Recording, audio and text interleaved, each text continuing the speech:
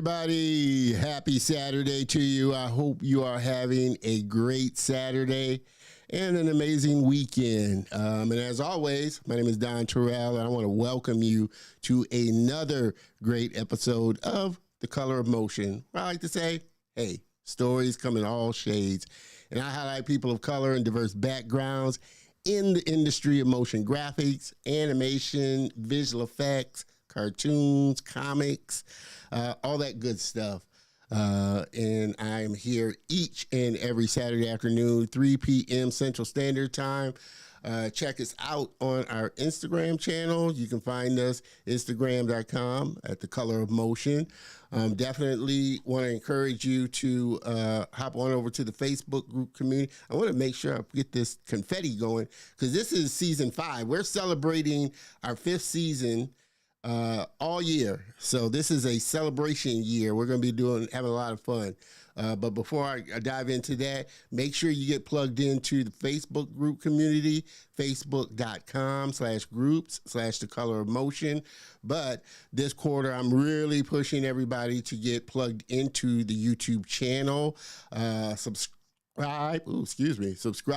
hit the bell notification so that you get notified of when the show goes live, and great content goes up on the channel. So I definitely want you to get plugged into the YouTube channel for sure. Again, youtube.com. And there you can check out all the past great episodes that we've had and friends that have come on the show. So like I said, definitely super excited about this episode, about this season. Like I said, we're 3 into season 5, and like I said, each episode just gets kicked up higher and higher. So like I said, season 5 is going to be a big year. Like I said, a lot of planned giveaways and fun contests. One of them is if you subscribe to the channel during the broadcast, you're going to receive a gift. Like I said, we'll know when you subscribe because I got a widget set up, so it should activate when you subscribe during the broadcast. It should pop up on the screen. So if you do subscribe to the YouTube channel during the live broadcast this season, we will send you a great gift. So definitely looking forward to seeing as many people, with Color of Motion swag as possible. Speaking of which, like I said, the store is open, so make sure you hop on over to this colorofmotion.net, pick you up something, hoodies, mugs, t-shirts. We got all this stuff. Like I said, I'm just now getting the new logo up, so these are vintage logos, designs, stuff with logos on them, but the new gear and stuff with the new logo hasn't been uploaded yet, but that's coming soon. So definitely, like I said, hop on over and pick you up something nice for sure. But like I said, I'm going to be laying out, all of what's new happening this season. As episodes go, I'll be doing special live broadcasts. Like I said, we got a new newsletter coming out. Also, the live audio podcast version of the show will be released this first quarter. So a lot of great stuff happening this year.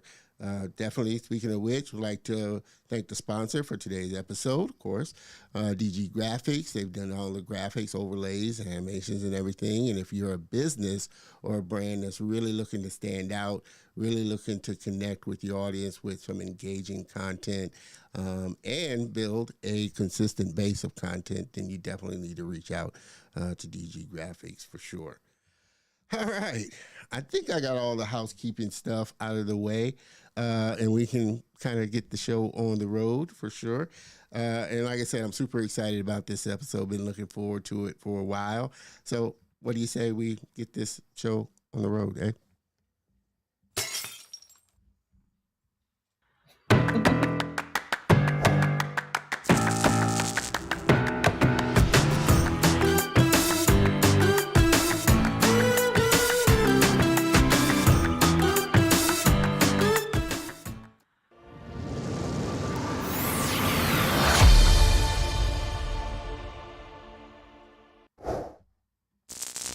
Yes, we are back and ready to get this show on the road. Like I said, you know the drill. Hop into the comments, say, hey, where you tuning in from, so I can give you the shout out that you so richly deserve. Like I said, you know I always want this to be an interactive experience for people. So definitely hop into the comments because we're going to have a great conversation about a lot of different stuff. So, my next guest, she's an Emmy Award winning illustrator and art director who has worked for companies such as Google, Marvel, Electronic Arts, EA, for all you other people out there, Wizards of the Coast, Zynga, and Amazon Games. She uses her love of storytelling and whimsy to draw viewers into her world by immersing them in a realm of fantasy and whimsy. She loves representing the union of nature, humanity, and motion in one image. As an advocate of inclusion and equity in the gaming and animation industries, she actively pursues outreach and mentorship at schools, colleges, conventions, and through her co-hosted podcast, which we're going to be talking about, Painted in Color. She's currently at Wizards of the Coast working on Magic the Gathering. Everybody, please help me welcome my very special guest and friend, Ms. Lauren Brown.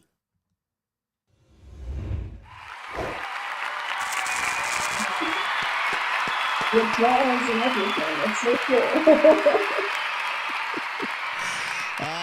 Lauren, thank you so much for coming on the show. Like I said, I've been looking forward to this for a while now and having a fun conversation with you. Thank you for having me. I'm so excited to be here. Can't Uh, wait. awesome.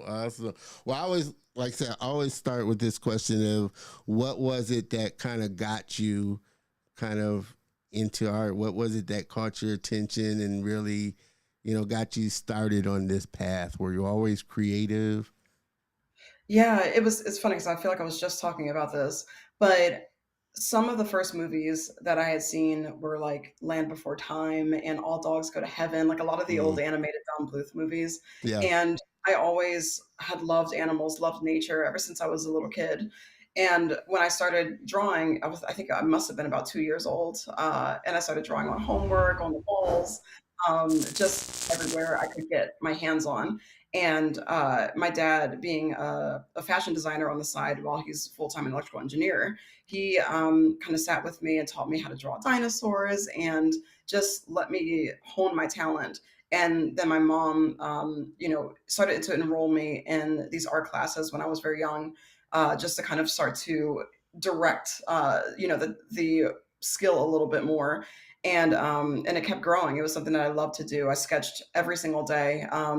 When I was in second grade, I found a fellow artist, a fellow baby artist, when we were both 7 years old, and she became my best friend. And we had basically grown up drawing it together, Wow. and just really explored all these different worlds. We had all our own characters. We just, really found joy in the realm of art. And then anime started to arrive on the horizon, and that's when things really took off for me as an artist. When I got so excited, and I was like, I want to draw human characters. I really want to like figure out how to draw magical girls like Sailor Moon and draw Pokemon and all these kinds of things. And it really just had its hooks in me, and I wasn't really accepted by anybody else. And here's my cat Prius. She decided to make a She guest wants to visit. be on show. That's She wants to fine. be on. She wants to be on the show. I have to keep her here, or else she'll start knocking things over in my house. But yeah. But I continued to draw. I went to high school at this vocational school Yeah. called Arlington County Institute of Technology, and this school has different career majors. And so there was an art major that was in this high school that kind of trained us in graphic design, illustration, photography, and other kinds of art. And so I really got to start understanding and learning properly about how to create art, what techniques there were, and just like really like what kinds of careers I could pursue in art. So I knew that I wanted to work in animation in some sort, but as a kid, I really had no idea what the animation industry entailed. And I was also a huge gamer as well. Like I'd been a Mm, gamer since, ever since I was a little kid too. So grew up with the original Nintendo and the Sega Genesis, playing Sonic and Mario and all of that yeah. stuff. in Donkey Kong Country, which was one of my favorite games. Yeah. And so I also had a love of gaming. So I knew that at somewhere along the line, I would want to work in this kind of industry, and went to college in Montclair State University, and went for illustration and animation. And I was excited about the dual degree because I was like, oh, great, this is where I get to learn how to illustrate and also how to animate, and I get to work on shows. It turns out that the animation program wasn't really developed yet, but I, I got to learn plenty about illustration and kind of fell in love with illustration a little bit over animation, and realized that I think I wanted to be an illustrator, more so than anything Okay. else when I was an undergrad, and met some amazing friends as well who just helped me along the path and guided me. So when I graduated, I didn't quite feel like I was ready to enter the industry yet. And I knew I wanted to learn more because I wanted more knowledge in animation and what that field entailed. So I went to SCAD, Savannah College of Art and Design, Yeah. grad student in illustration, but ended up hanging out a lot in the animation building, especially in my second year when some of my friends from undergrad came to the animation program at SCAD. And while I was spending time in the animation building, it was a place called Montgomery Hall. And Montgomery Hall is a renovated coffin factory, and there's no windows. And it's 24 hours. So if you can imagine how that goes, you shove a bunch of animators into a building like that. Everybody is not sleeping. Yeah. No one is leaving this building ever. It was just I described it as, I think I called them cave demons when I first went into this building, but then I became one of them very quickly in my second year. And when my friends came down, I would work on their projects and just kind of hang out with them while doing my own illustration assignments. And other students would come and see my work, and they were like, "Hey, do you want to Yeah. work on my student film?" And I was like, "Oh, yes, I would." And that ended up happening 9 times. So I worked on 9 student films and got the most information and knowledge about what it actually looked like to work on an animated production. And here's Priya's trying to disrupt. Yeah. So No, that's no like the worries. spark notes of like, yeah, the early Well, journey. I mean, so for you, it was at that point that you had figured out, well, I don't necessarily, need to go into animation, like doing animation or anything like that. I could use my illustration skills that go along with them needing characters or whatever design or illustration work that they would need for their animation. Exactly. It was something that I had kind of a basic awareness around, but I wasn't quite sure exactly what to call it or where to put it. That I Okay. wanted to illustrate, and I didn't want to animate, but I wanted to work in animation, and I had no idea Mm, what that meant. It meant visual development, viz yeah. dev. Viz dev was the industry that I wanted to be in, and I found that out because people wanted me to do character designs for their films, or they wanted me to do background art, or they wanted me to do concept art, where I would just like come up with a look and feel or color scripts. And so then I started to realize, after diving into a bunch of art books about Disney productions and movie productions and getting to actually perform these roles, I was like, oh, so this is how you work in animation, but I don't have to animate? Like, this is great. I don't want to animate. I liked animation, but I knew that, like, if anybody doesn't know what animation entails, you have to do all these drawings in order to fill up 1 second. Yeah. It's like, because like a frame, it's a lot of work. 24 And frames, 24 drawings for 24 one frames second per a second, frame. Yeah. So just 24 imagine. FPS. Yeah.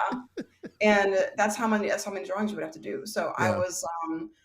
I love drawing, but doing it on a professional capacity in that kind of way in Yeah. animation was High very daunting. volume. Yeah, high Yeah. volume. I wasn't built for that kind of life, and it Yeah. wasn't the kind of work that I would Yeah. typically do anyway. Yeah. But being able to do character designs, being able to do background art, being able to do scene layouts where I'm like looking at, like, laying out what the scene will look like before we go into final animation. Yeah. Um, all Yeah. that kind of work I was perfectly suited for with my skill Yeah. set. Yeah. And that's when I got to really learn how animation worked, and it wasn't even in a class. It was just extracurricular stuff with other students. Yeah. Which is the way it seems it usually goes. You get the most Yep. practical experience working on stuff, Practical for experience sure. for sure. Oh man. But obviously now, it's well, it always was, but now when movies come out, especially animated movies or stuff like that, there's always a art of book. that comes Yes. out, and it shows you their whole process of character development, From colors, beginning to you know, end. the whole progression. It's so, like I said, it's such a fascinating thing, and anybody that's really interested should pick up that, because you really do get a sense to see, you know, their whole process of how, you know, like I said, they design the look. You know, you're involved before even the animators, you know, Oh, really get a absolutely. hold of it. So like I said, you're early on in the process. I want to kind of go back to something that you said when you were talking about, you met your friend, you know, in second grade, and y'all were, you know, got into art. How important is it really, and has it been for you, surrounding yourself around like-minded individuals that really get what you're into and where you're trying to go and the things that you're trying to do? For me, it's everything. I always like when I have mentees, for example, I always tell them community is everything. It doesn't matter if it's online. In person is obviously going to Yeah. be a better, more enriching experience, but online it works too when you can't be physically surrounded by people who are like-minded individuals. Um, I I don't know where or what I would have been if not for that one best friend, to be perfectly honest. And if not for the friends that I made in college and grad school, in my field, at conventions, I've just learned so much from other people who are actively striving to better themselves in this industry. And like it was one of the most important things for my growth because what it did was it pushed me.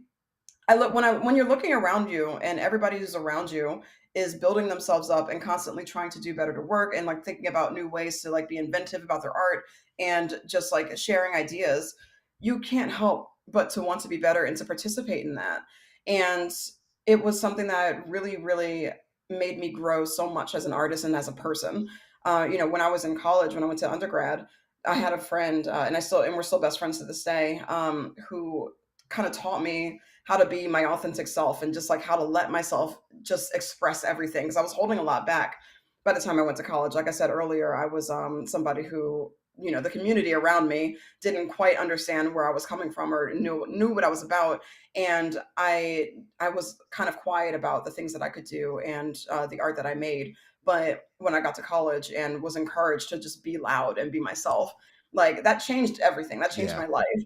And that wouldn't have happened if these people weren't around me to encourage this out of me and to encourage me to push more and do more. Some people, they can surround themselves with like-minded people, but those people sometimes can also be the kind of person who will let themselves get down and won't really do anything about it, and they'll just complain about the fact that they're down rather than working to do better to build themselves up. And that Yeah. can become a cycle too. So I always encourage people, I'm like, find the people who are actively trying for better. Even when they're down and out, they get to be down and out, of course, like, but they know how to work with what they have. They know how to continue to push. They know how to do better, and they know how to encourage other people.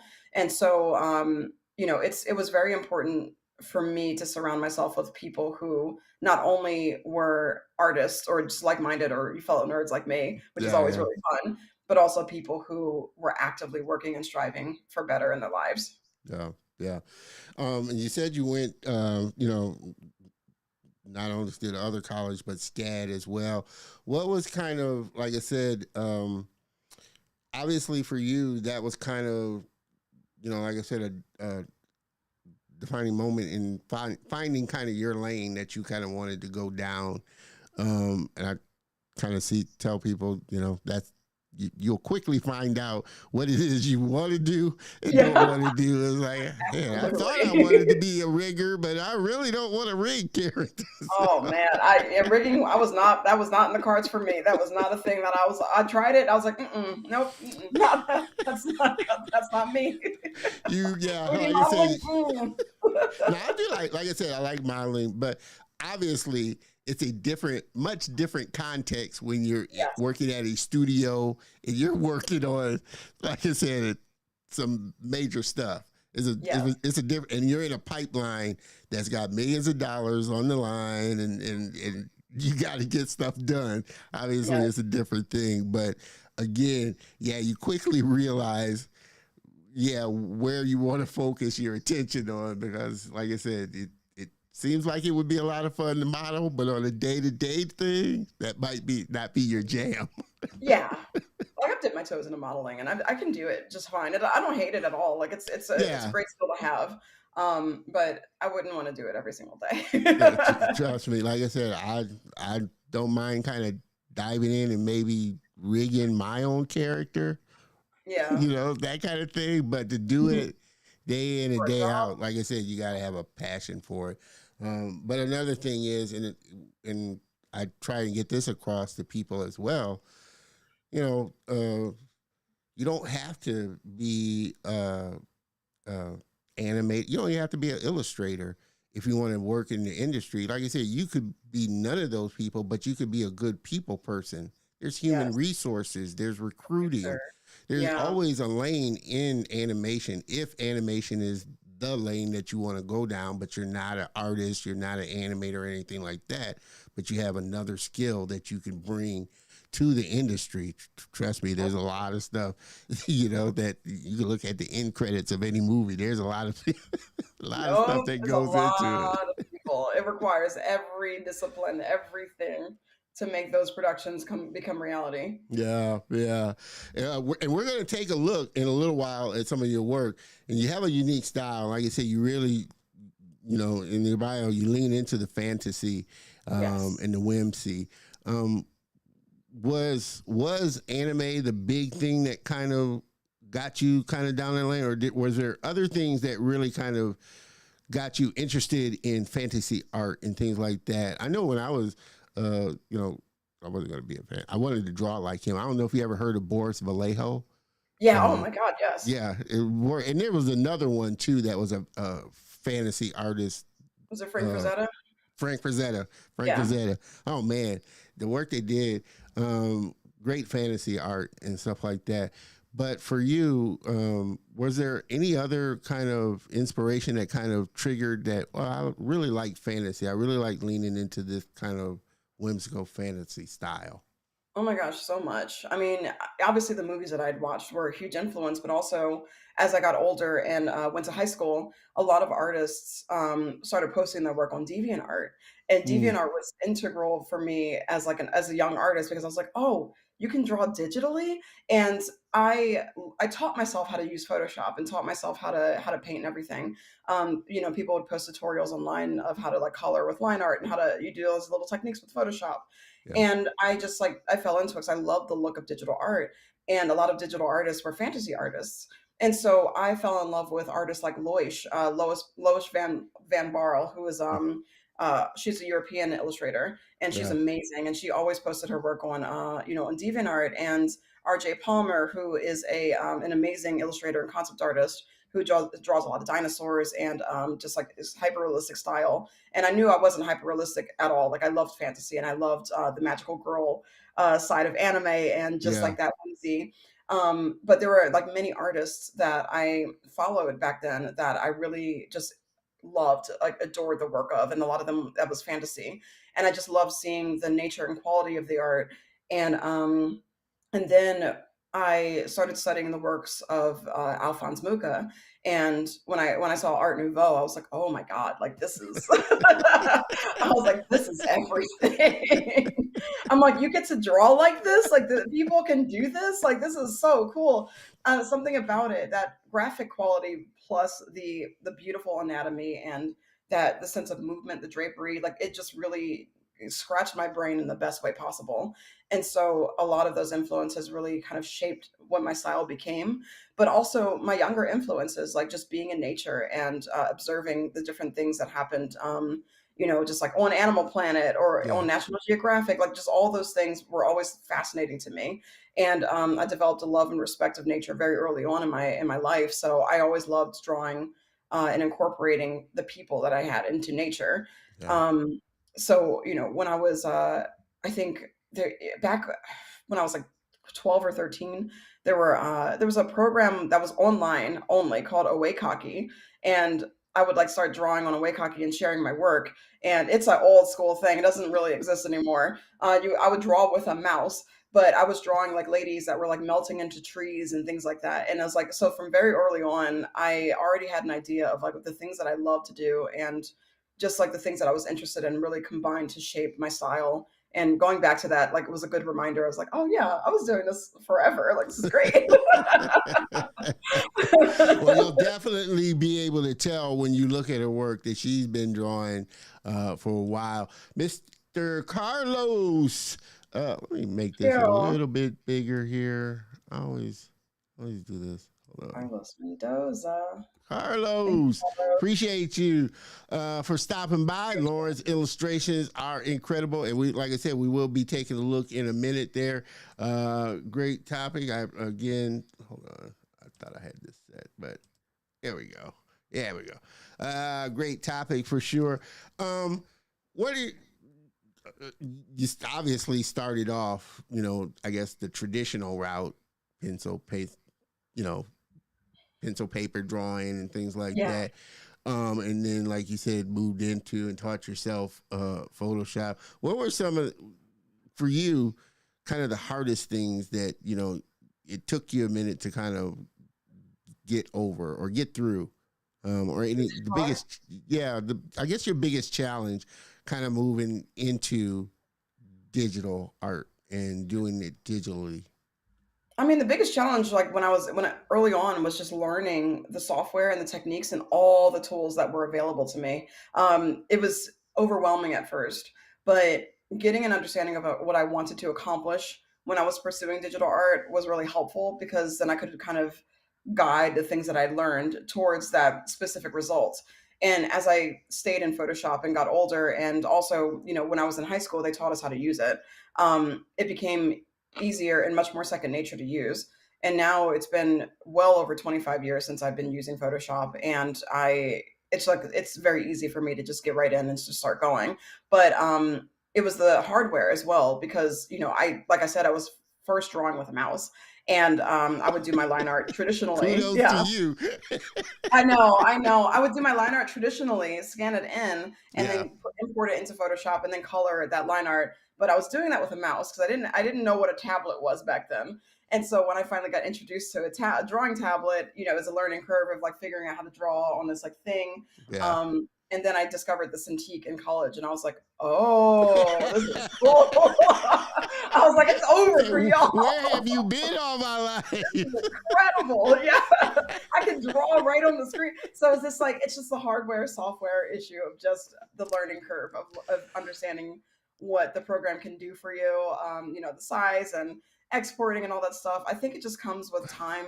It came with the territory. Yeah. And just because I was making so much art, especially back then, I learned it very quickly and got used to it very quickly, just because I was younger and my brain was elastic. But I think anybody can, start to pick it up and learn it, especially now that Procreate is a thing that exists, on the iPad, a much Yeah. more pared down version of Photoshop, but it has a lot of different tools and things that you can use that Yeah. really bolster the experience. And it's a fantastic program to start digital art Yeah. with, and also to make the finished product too. Like, a lot of people Yeah, I know I've seen really a go for it. lot of great stuff done with It's Procreate. A lot of great incredible. I need an animations. iPad.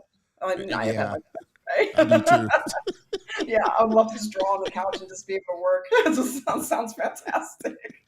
Oh man, I would too for sure. And that kind of brings me, to this my next point here. In this time that we live in, like I said, I always find it fascinating because, like I said, I'm a little bit older. As you can see with the gray hair, so I've seen kind of the technology move, and like I said, my beginning is traditional. Like I said, Yeah. production, paste up on boards and cut Yeah. out and all of that kind. Oh, Whereas real people, old school. yeah, real. The younger ones look at you funny. It's like, boards, what are those? Amber lith, ruby lith, all that stuff you may not Oh remember. man. Yeah, it's bringing me way back. I used to be in an animation arts class actually when I was younger too, and so I Yeah. learned how to do traditional animation. Like, literally, we had a foot pedal. We would Mm, put our little drawings on the peg and like record it for, like, just have the camera shoot it, and then put the next drawing. It was like yeah, old school setup. yeah, yeah. I think there's something to be said learning something, in that traditional way that Yes, makes your art on the new stuff that much more better, I you think so know? too. because I think I've seen that with a lot of like traditional animators, that picked up and started learning kind of 3D and computer animation style to kind of enhance what they're doing. Yes. I kind of want you to speak a little bit about, like I said, this time that we live in. We got all these apps and tools now, so many things that we can use at our disposal to get our ideas and creations out there. What do you Hmm. think about this time that we kind of live in as a creator? Like I said, we got some free tools that are Yeah. pretty amazing, and we got Hmm. low, cost tools. So there's a lot more tools out there now for the creator, a lot more Absolutely. avenues and platforms for the creator to get to showcase his work. Um, Yes. how do you see this time that we kind of live in right now? It's crazy because I've never seen more artists like on the internet at one time, like ever, and just the caliber of talents and the amazing work that so many people do is just staggering. It's incredible. And at the same time, it's also the hardest time that I've ever witnessed in the industry in my Yeah, professional career because all these amazing artists can't get jobs right now. yeah, And it's like there's all these resources, all these apps, and all these amazing things around that can you don't have to necessarily go to art school if you want to better yourself. Now, if you need structure, I recommend it because yeah, I needed the structure and I'm glad that I yeah, had it. I don't regret it at all. But you really can get a full round of art education on the internet alone. yeah, yeah, Through all these YouTube videos and programs and mentorships and yeah. just there's for a fraction of the cost as well. Yeah, yeah, But and really hyper and really hyper focused on whatever it is. Like I said, if you really want to go into, like creature animation or something like yep, that, Gnomons out there, you could get yep. really hyper focused into training as opposed to kind of the general, you Yeah, know, CG Master Academy, Smart School, Schoolism, animation all these mentor. Animation Mentor. There's so many places out So there. many. Uh, Yeah, there's so many things. There's so many resources for artists to better themselves, and yeah, I'm glad that these resources exist. It makes me happy, but it makes me so sad that so many artists are going to be coming up with amazing skill, amazing talent, and I'm just hoping that things improve in the industry because I know that probably inevitably the conversation about AI is going to come up. yeah. I Um, was going to ask you about that. Yeah, throughout this talk, and I'm not going to talk. I'm not going to talk about it now. I'll let you ask the question first and lead us into that conversation. But there's a lot of things that are threatening the career of the artist, not just AI, but there's a lot of different things. It's like corporations and you know uh, finances and bottom lines, kind of not recognizing the human element of why yeah, art needs, of how art became so beautiful in the first yeah, place, and the work that we do behind our careers. It's there's a lot of devaluing of art recently and yeah, just a lot of challenges and struggles that we've had to face with shifting social media and thinning job market out there, and there's just a lot. yeah, It's just been a lot. So it's I'm both I'm both optimistic and apprehensive about where the industry is going because yeah, I also feel like that you cannot have this many artists be unemployed and nothing is done about it, like nothing happens. These yeah. artists are going to find an avenue for that creativity to blossom somewhere, and that's what I am excited about is like seeing more and more original IPs pop up and creator-led Yeah, projects pop up. That's what I yeah, really am looking forward to seeing. yeah. And which you led me really nicely into my next, question. Are you seeing more artists kind of take control of their own stuff now? Like I said, we're in this time, like, now that's why I say it, for me, I've had the chance to kind of watch, you know, the industry, and not just animation, but just the creative industry as a whole over a Mhm. span of a good period of time. And like I said, then I started there were some that started way before me. So, Yeah. you see the progression of technology. But I think this time is such a great time because, like I said, now you're starting to see all these creators, they're seeing studios letting them go. It's harder to get work and, it's harder to get into studios. I'm starting to see a lot of creators start to kind of, like I said, put their own IP out and control their own destiny as far as what they're making, Yeah. and how they monetize their talent and skill. You know what I Yes. mean? We got, like I said, if you're a director and you just love making films, you got YouTube out there now to get your Yeah. film out there. You got access to a worldwide network, worldwide 100%. network to get your stuff. Yeah. It's a lot of work, but the opportunity is there for you to take yourself as high as you would like to go. You know? Mhm. It's how much you want to invest in yourself in Yeah, terms of time, in terms of resources, in terms of finances, because obviously, it's a scary thing out there too when if you don't know where your next paycheck is gonna come from, obviously you need to be able to feed yourself and put a roof over your head, of yeah, course. But if you have any kind of stability, any kind of nest egg, I think that it's really important to for people in this, especially in this day and age, to start investing in themselves and to yeah, start exploring like what that dream idea that they've always had was. It's like, well, if you're spending 8 hours a day trying to apply to jobs for a year and nothing has happened, what is there to show for? And it's terrible because, like, you want to be able to land that studio job, and I'm not yeah, discouraging that either, but those 8 hours I feel like could be better spent working on your own IP and developing something that gives you joy, makes you happy, and you can control and you can own, and that yeah, can potentially make you way more money than a studio ever could. yeah, So, it's something that is a huge risk and a huge gamble, yeah, but, if push came to shove, like, if I was unemployed, which I have been before, I would 100% be betting on yeah. myself and Yeah. just let myself go full Yeah. in to my own stories and my own IPs. Well, I mean, and even employed, I think most creators, they don't have just one revenue stream. They're And doing a I lot of certainly different don't. I things. certainly don't have just one. Yeah, that's what I mean. That's what I mean as far as, yeah, if you want a job, that's fine. Get a job. I got a job, that type of thing. But we see, studios are closing down, jobs are letting people go. Nothing's working for somebody else. Yeah, it's, you may say it's secure, Everything. but you're at the whim of the way the company goes. So if the Yeah. company wants to downsize or wants to let people go, you're just at their whim. So I No think that's control what I over them. mean. A lot of creators now are putting out apparel, Yeah. tutorials, products, sponsorships. They got so many hooks in the line, hooks in the Yeah. water. You got to catch some stuff. Exactly, and that's the mantra I've lived by since I started my career, because even my first job in the animation industry when I was a young baby, I still had the understanding that my job was never guaranteed the next day, Yeah, that anything could happen, that I could be laid off, that, something could happen to the studio or that our show gets cut, whatever the case may be.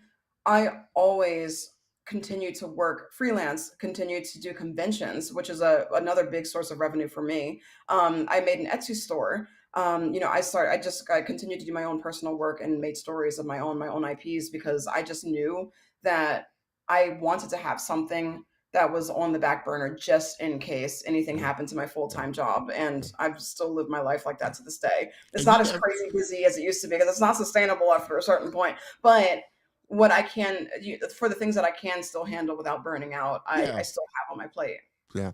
And the funny thing is, you just never know what grows. Like you said, your Etsy store or something else other Yeah, than your day job may start bringing in more money than what you're doing at a 9 to 5 job. So that's what I mean exactly. is you have different things in the water, to catch many fish, type of thing. Um, Mr. Dewan, I appreciate you stopping by there. Happy Saturday to you there, and greetings, Lauren, for sure. Another thing, we were talking about, like I said, you were talking about now there's a lot of people in this industry, and while the internet's a great thing, it also, like you said, you've never seen this many people or artists within the industry as well. And you got Yes. so many people, and you're not just competing with people in your city now. You're competing No, with you're competing with the world, worldwide. Everybody's was the world. Oh man, I go through, like I said, I try and share, like when I see job postings at different studios on LinkedIn, I try to share them out. But man, when you see a post that, it's pretty, especially the ones that are like junior level or like entry level, man, Mhm. everybody's throwing their hat into the ring of, vying for that position. Yeah. Um, so for you, how does, how do you kind of think about that when you're thinking about, um, obviously you got a job, but when you're thinking about just, getting freelance work or contract work or whatever, now we're competing, and especially like in different areas. Obviously, there are some people that can charge lower Yeah. because they're living in a different economic country and Yeah. charge lower. So how do you look at this now that you're not just competing now with people that are in your immediate circle? You're competing globally now. Yeah, and it's daunting to think about because I know that, like if there's a backup plan, I have so many backup plans for if anything happens to my current job.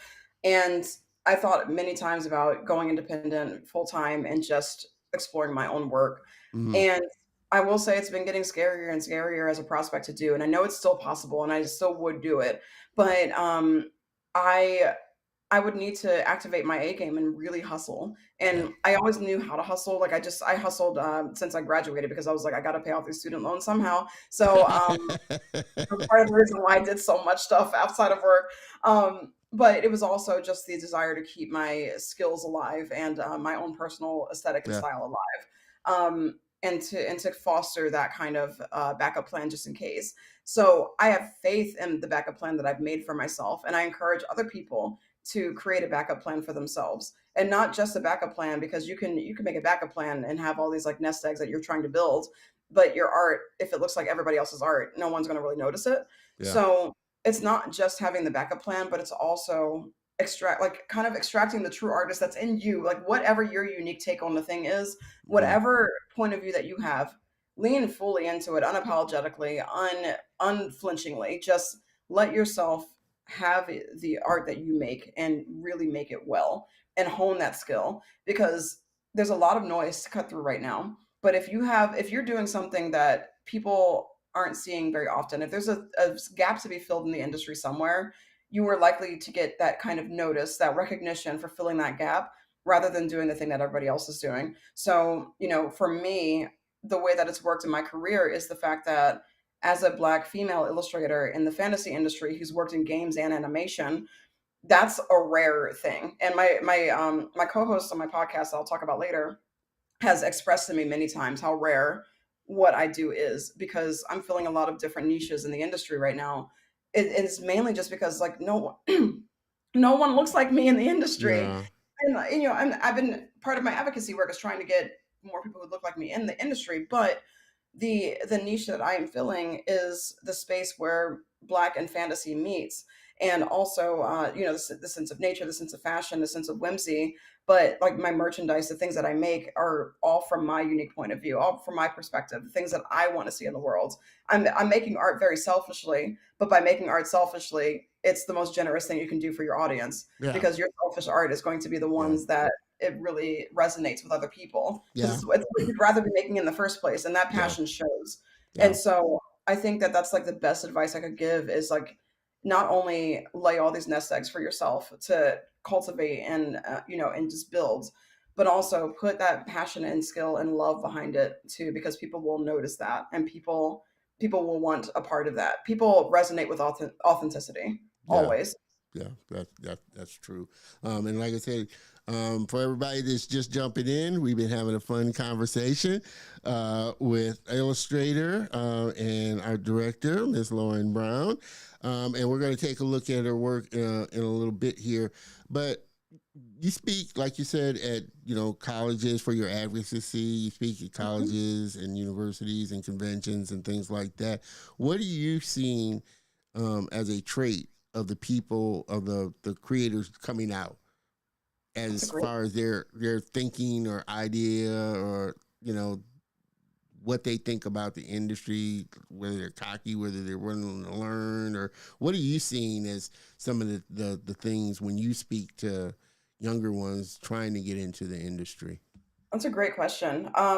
Last year, I went to SCAD as a guest art director and got to do portfolio reviews from all these different students. And it was, it was obviously my alma mater. It was this campus Yeah. that I attended when I was, a graduate back in 2011. And it was fascinating because the quality and caliber of these portfolios were way higher than anything I'd seen when I was at SCAD. Mm, And the not only that, but the illustration program was so much more focused and actually like getting professional looking portfolios. They're doing assignments that looked like something that you would actually do for the industry, and I was like, wow, like we didn't have any of that when I went to school. But so like like I was saying earlier, I've never seen this amount of this caliber of yeah. artists before in the industry. But what I saw consistently in all these students was a sense of apprehension and fear because they knew that they were going to be stepping out soon into a very, very unstable industry. And Yeah. so a lot of them were very scared.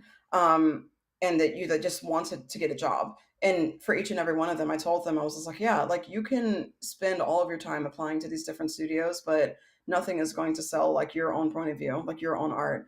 But in their portfolios, it was just, it was wild just to see how how high their quality was and Yeah. how much they had studied and learned. But also what I didn't see was a sense of intention. And what I mean by intention is they were making these beautiful drawings, this beautiful art, and these assignments were, geared towards something, Mm-hmm. but I couldn't tell specifically Yeah. if their art was made for animation, if it was made for games, if it was made for concept art or illustration. Like it was very difficult to place it. And I think that the students, that for me, that practical experience that I had working with my friends on these films was super valuable because there was a practical application to everything that I was making. For a lot of these portfolios, they weren't thinking about the practical application. They were just thinking about making the assignment look as good as possible, Mm-hmm. but that is not all you need when you are making art to potentially get into an industry. You need to have understanding of what that industry actually needs from you. And Yeah. so that's also something that I've been telling students and been telling my mentees is that you need to have intentionality behind everything you do. If you're making something for animation, you need to make sure it's going to animate properly. You need to make sure that you're not putting complicated things on the joints of a character so that that animator is going to kill you Yeah. if they see it. It's like, I can't animate this. Like, what is this? You're going to make a detailed video game looking character Cloud Strife thing, and you can't Oh animate man. that. That's going to take forever. So you have to Yeah. think about the things that Yeah. you're working on and creating. So I want students to have that sense of critical thinking, that understanding of where their art is going to go and how it's going to be used practically. Yeah. So that's what I saw missing. But overall, I just saw a lot of amazing talent and a lot of fearful students. But I did my best to encourage them and give them that Well, advice to have intention. and it's funny you kind of mentioned that because I guess my question is, like you were saying, you saw a lot of fearfulness on their part, just coming into the industry. And I think that was kind of, for me, the rub with the Art Institute. It just seemed like I said, I'm not going to knock it. I learned a lot, of what I went Yeah. there for. But it seemed like they were just cranking out workers as opposed to, like you said, teaching you some critical things about how you can leverage your talent and make money from it. Whether Yes. it's outside of getting a job, that Hmm. type of thing. The business kind of side. That's why I try and, like I said, I I've had Christo on the business of being creative. It takes a little bit thinking about, outside of, yeah, it's nice to get a 9 to 5 job and not everybody's cut out to run their own business. That's true. But you got to think, like you said, a little bit higher level in that job, you could fight for years. A lot of people do to get into a studio only to get laid off after the Yep. project or let go after the Move project was across done. country, spend all this Yeah, move money, across country, and get laid invest off. time, all of that stuff. Yep. I'm really big on, okay, yeah, like I said, get you a job if that's your thing, but find other ways of monetizing your skill and your talent so that you are not totally dependent and that you can, and like I said, you never know, that thing that you get off into may generate way more than what you are making at your job type of thing. Absolutely. And like it kind of leads me into just like a, a story that I want to tell, just a brief story. But in 2022, after the pandemic, interestingly enough, was like probably like one of the like some of the best years for my career, which is so weird because it was some of my worst years mental health wise. But I was just feeling trapped and looking for just different avenues to express myself and Mm. feeling just very jaded in general, even if my career was doing really well. I went to the studio in 2022, left my very cushy job to do so. That's a startup studio. It was a black owned studio and it was like a small thing. And I was like, oh my God, I want to work on this so bad. Like, this is amazing. I dropped everything to work on the studio. And about, I think, 7 months in, I was about to move back to Atlanta. I was living in Austin at the time and ended up getting laid off from the studio. Just like the day before, my car was packed up and ready to go. And they called me and they were like, yeah, we're not going to continue forward with you anymore. And it was crazy because I was just like, what? Like I hadn't really been I'd been laid off in the way of like I was on hiatus from animation, but I wasn't Yeah. like truly laid off during my career. And so it was very jarring to me. But at as soon as that happened, I was like, okay, backup plan number 1, 2, 3, 4, 5, 6, activate like immediately. And like it was almost too much. I was like, oh, I've done it. Made a terrible mistake. It's like I done too much stuff. But I activated all the backup plans. I could have literally had a job within that same week, Mm. um, if I wanted to. I had an offer out that same week. I was doing freelance. I got this big freelance job, like I think a month into being laid off. I had done 3 conventions in a row where I made half of my year's salary with those Mm. 3 conventions. And with this freelance as well, like I was able to just make this amazing ground for myself of like just I was like, wait, how is everything working out? It was all that work that I had done to make sure that I was secure if the worst happened, which was the worst.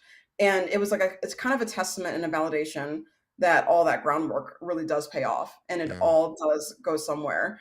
And it's fascinating because you're saying, yeah, like you could apply to all these studios and put all those eggs in that studio basket. But at the Yeah. end of the day, if you have nothing to fall back on, then you're not going to be able to go anywhere. But really, like these studios can't pay you what you're worth if you understand your own value. They can never pay you what you're worth. And No, like, never. when I was like spiraling after being laid off, just because I was so stressed out about it, my dad randomly called me. He doesn't usually call me out the blue, but he called me and he was like, the first thing he said was like, Lauren, no studio is going to be able to ever pay you what you're worth. And I was like, oh, I was like, man. And of course, I'm still in the studio now because, Yeah. furthering the cause of, being able to advocate for people in the industry and to get people in is Yeah. something that I still feel passionate about. I don't think I'm done with that work yet, Yeah. but I know that I can also have full confidence in cultivating that ground for myself, that business for myself.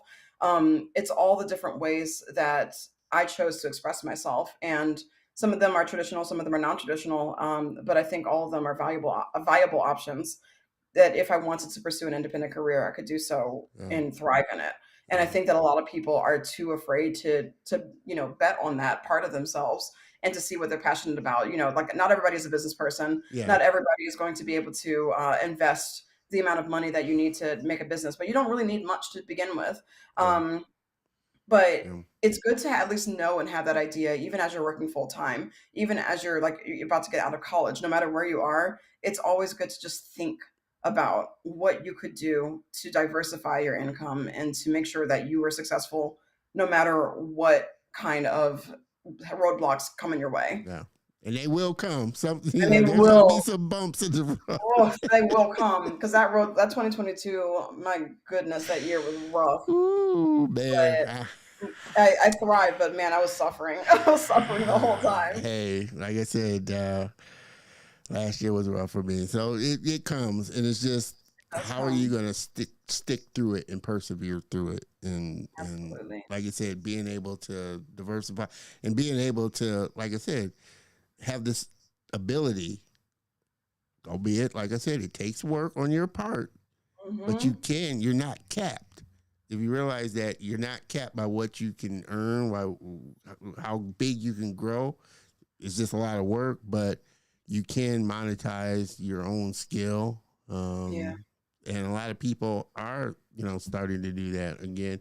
Mr. Sean, man, I Hi, appreciate you. Sean.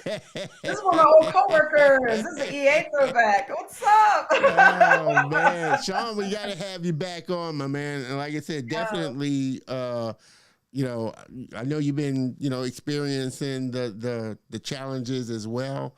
Definitely would love to have you come on and talk about and really a couple of people, because like I said, I have a few friends that are really having a hard time in the industry and having to make pivots and things like that. And it's, Absolutely. I think as a creative, like I said, you have to just kind of, take it on yourself that, like your dad said, no company is ever going to pay you what you're worth.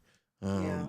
So how can you now get what you're worth? And I think that's the thing that creators are starting to wake up to in this time. I can go directly to my audience now Yup. and have them. And if I'm good at what I do, they will support me. And Yes. most entrepreneurs, most business people will tell you, I only need a good 1,000 people, good, faithful 1,000 followers that support what I do. They may have 1 million followers, but trust me, those ones that have 1 million followers, 1 million people aren't supporting. No. They have a small Not, percentage. yeah, not all those eyeballs are actually looking at your work right now.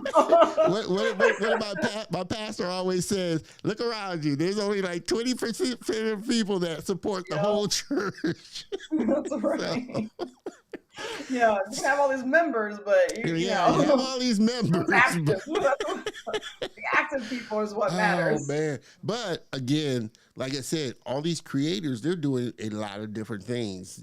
Some of them have, a lot of them have courses on Skillshare. They have products. They have stores.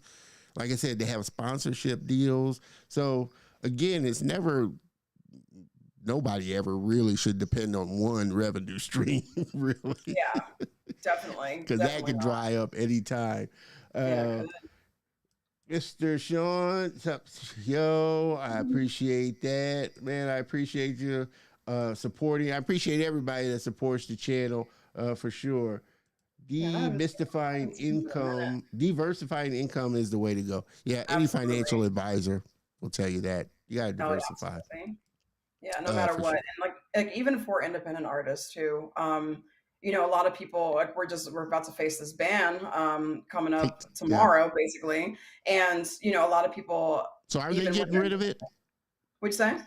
You said the ban. I'm assuming you're talking about TikTok. TikTok, yeah. Are they getting rid of it? I haven't been following. I know they were talking about. They are. It seems like they are. I think that I don't know what's going to happen with it, but I never really. I wasn't on TikTok. Really on it. Yeah, I wasn't really on TikTok.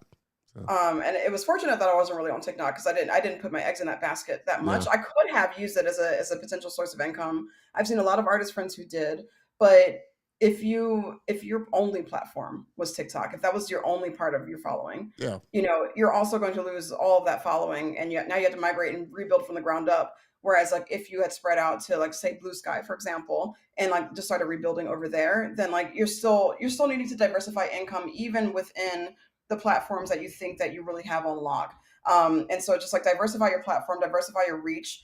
Don't just go to, because like obviously social media is still a business. It's still run by companies and they're at the whims of stakeholders and the law and whatever it could be. And just like always be thinking about ways that you can reach your audiences in different ways. If anything happens to one platform, what do you fall back on? Where do you go? What of the in-person shows which dried up in 2020 because you couldn't do conventions anymore. A lot of people were freaking out. And so it's just like, okay, online sales are the way to go. You have to have that ready to go. It is hard to have all of these different things to do, but I promise you, if you spend the effort to cultivate those different platforms, those different sources, they will pay off so much and support you every time.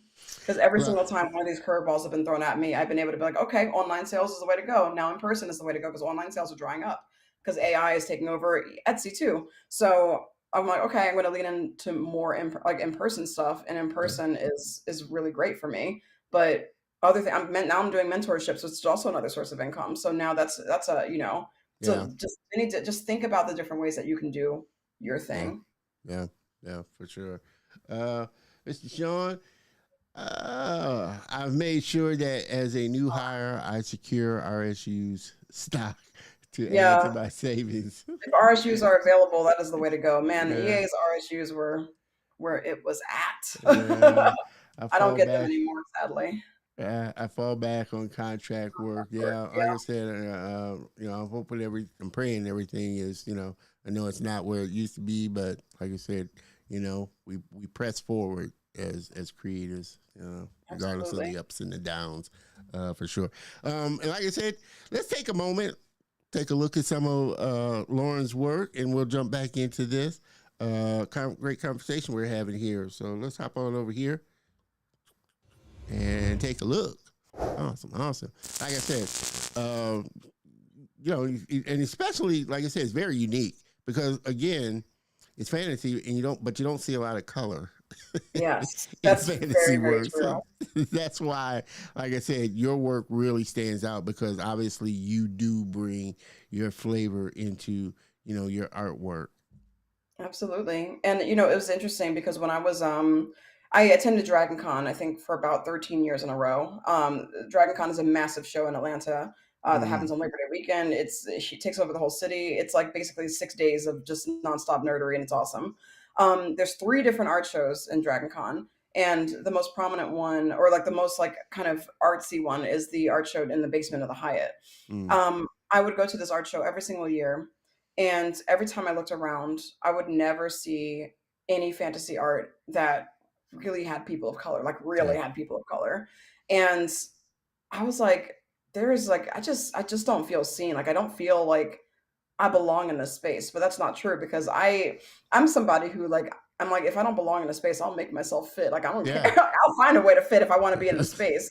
Like I'll shove myself in the space. And so I was like, you know what? I was like, I'm just gonna go real high fantasy with it and just really like make fantasy with a capital F, but with black women, with black Yeah, people, yeah, and just see how that resonates with people. It turns out it resonated quite a bit because again, what I was talking about earlier, that gap in the industry, there was a huge gap for that sense of yeah, representation at all, and it just wasn't there. And I was like, well, I would like to see myself in this. I was like, yeah, I guess I got to do it myself. yeah, And being able to do that and helping other people feel seen, helping other people feel heard, and then becoming an advocate for more people to do, to do this career. Because I'm like, we belong here too. Like we get yeah, to be here as well. yeah, It's been really rewarding, and I feel like I've really found my art when I let myself just fully lean into that theme, um, and just let myself be what I was meant to be the whole time, yeah, which is fantasy whimsical illustrator. Like that's what I yeah. want. And like you said, it makes you stand out even that much more because there's very few Yes. artists that are doing that.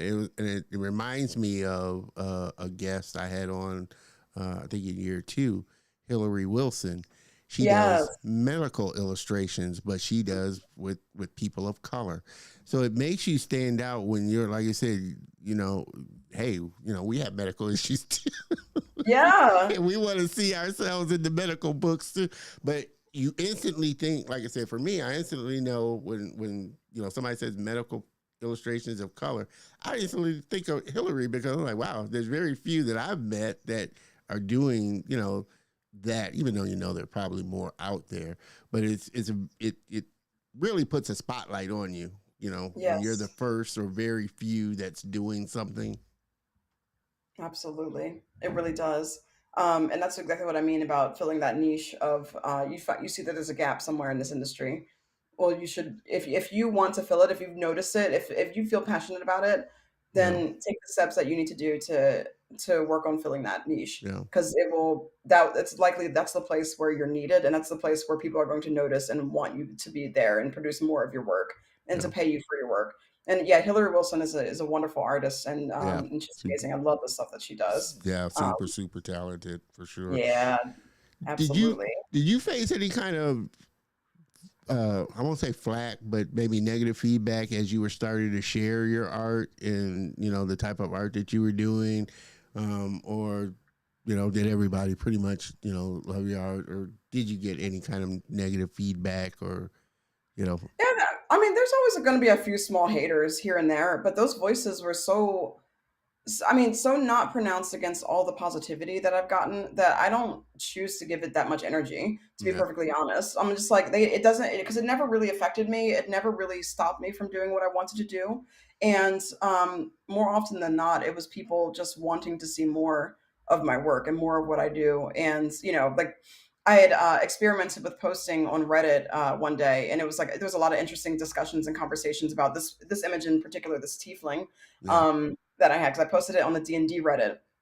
And I was like, hey, like we never get to see tieflings before sea hair, do we? And people were like, oh, like why do you have to bring race into it? But then for all those people, That's there always was the another one first. where, yeah, right. There was another one where I was like, oh, I've never really seen this before. This is so cool. So it's just like, yeah, like those comments I just kind of laugh at and don't Yeah. really engage with because I'm just like, oh, you're just kind of trying to rage bait. Yeah. And I choose not to be baited by such silly discourse. Like it's just not even worth my time and effort. Yeah. So I would much rather, answer questions from people like that are like that are things like, oh, like how do I get in this industry? Like Yeah. how did you Yeah. do that? Or how did you make this, work? Or what's her class? Or what's her stat block? Like that's the things that like, I really enjoyed seeing the discourse about like the actual character and curiosity about it. And I love overwhelmingly, it. Yeah, like I was thank you. saying, I was asking her before, does she have prints of this? I might have to get me a print and put it on the Definitely wall for this. You know. yes. Yeah. Um. So it's been rewarding. Yeah. Well. Let me make sure I got my thoughts together here. Again, everybody just jumping in. Please make sure you comment into the comments. Like I said, this is always an interactive experience here. Um,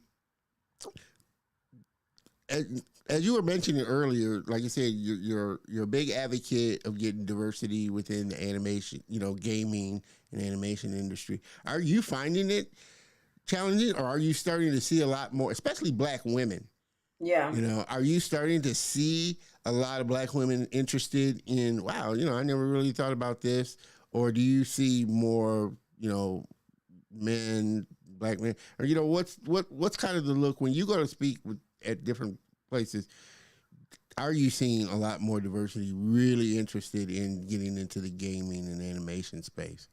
I'm seeing definitely a lot more than I saw when I first entered the industry. I still think that we have a long way to go to making it an even playing field and to really getting people interested in this industry and knowing that it could be a viable career option. Now, right now, obviously, this industry has not been the most viable of industries. And so it's hard to endorse it as a great place to go, even though I Yeah, still will do so. I don't want people to stop being an artist and I don't want people to stop trying to apply and get into the gate. But it's going to be a little bit harder, as a Black woman trying to get into the industry because there are not many faces that look like mine. There's some, and there's more that I've seen in recent years, but it's still difficult if you don't have that sense of representation. You're not going to think that it's a career for you, or yeah, that you have a place in there, or that you're going to develop the skill level or feel safe enough, which is a big deal to stay in the studio. yeah, Because often what I saw, even when we did get a Black person or a Black woman specifically in the industry, they would often leave and within like 2 3 years because they weren't the field that they were in, the place that they were in was not safe and yeah, didn't cultivate their talent and didn't really foster anything that yeah, that she needed. But we are definitely out there. I'm working on things right now, and just from doing my podcast, Painted in Color, there's like we have a huge list of people that we want to interview, and there's so many amazing artists that are in this industry. And when companies are like, I don't know where the artists are, I'm just like, you are yeah, looking at the surface level of artists. yeah. If you dug literally any deeper, you would find us everywhere. We are I had everywhere. somebody ask me that too. Yeah, She right. said, It's like, I'm yeah. trying to find artists of color, but I just can't seem to find. I'm like, really? Are you It's just like, really looking?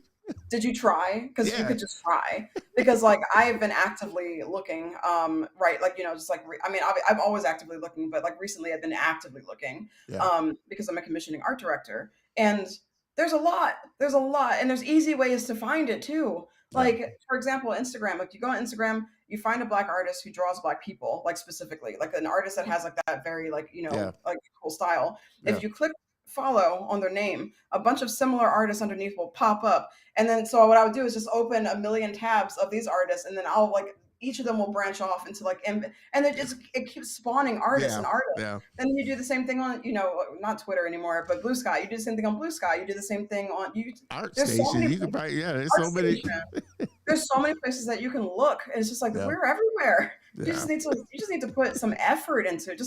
Just try a little bit. Just Oh try. man, that is funny. But I'm encouraged and I'm hopeful that we'll start seeing black owned and minority owned studios.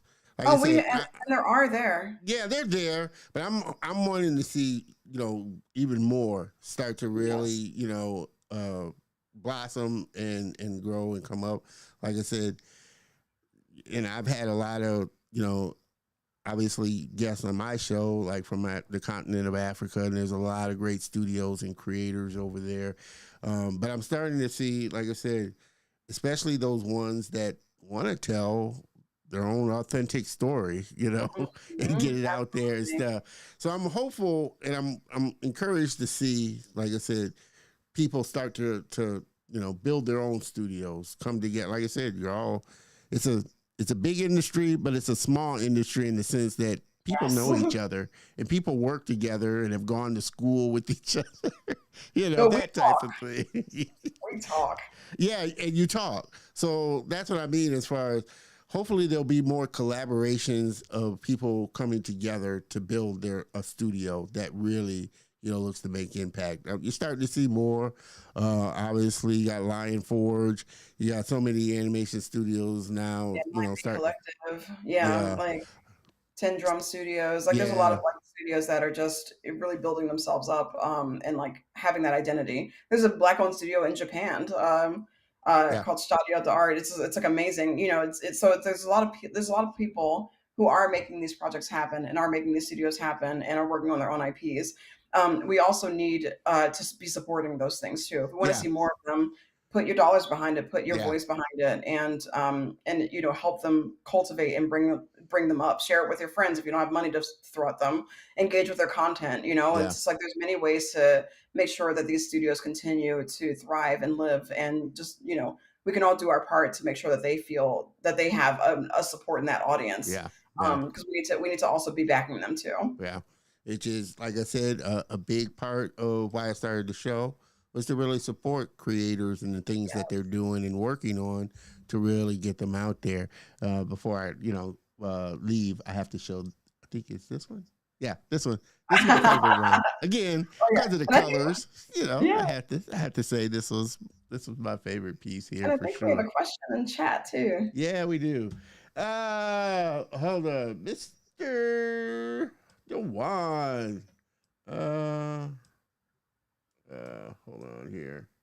I always. Oh yeah, there we go. There we go. Lauren's art looks very rich in colors. It is lighting and effects. Question for Lauren: what are your secrets to illustrating such detailed light, and shading in your artwork? And can you tell us some of the other tools? I know you mentioned Photoshop. What are some of Mhm. the other tools that you use to help bring your artwork to life?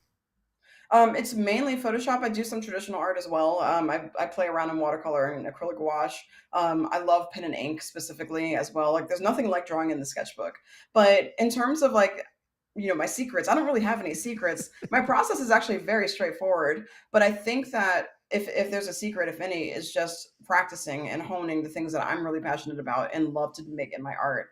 The reason why my art is so detailed is because I simply love drawing line. I love doing line art. And in particular, I like losing myself for hours with line, and I do it really fast. So it's just like a place where my mind can just start floating away and I can think about whatever while I'm doing line art. It's very meditative. And so I like to make my art detailed because it allows me to spend as much time as I can with my line art. And I keep my colors soft to keep that line art elevated and not to mask all the effort that I've done, but just to kind of highlight that a little bit more. In terms of like lighting and shading, just like observing, being able to draw from life and understanding how light and shadow functions over objects is really important. So it's just practice and like building, like putting that into my toolbox and my skill set. It's just I just kept going, and I leaned into the things that I really loved to do in my art.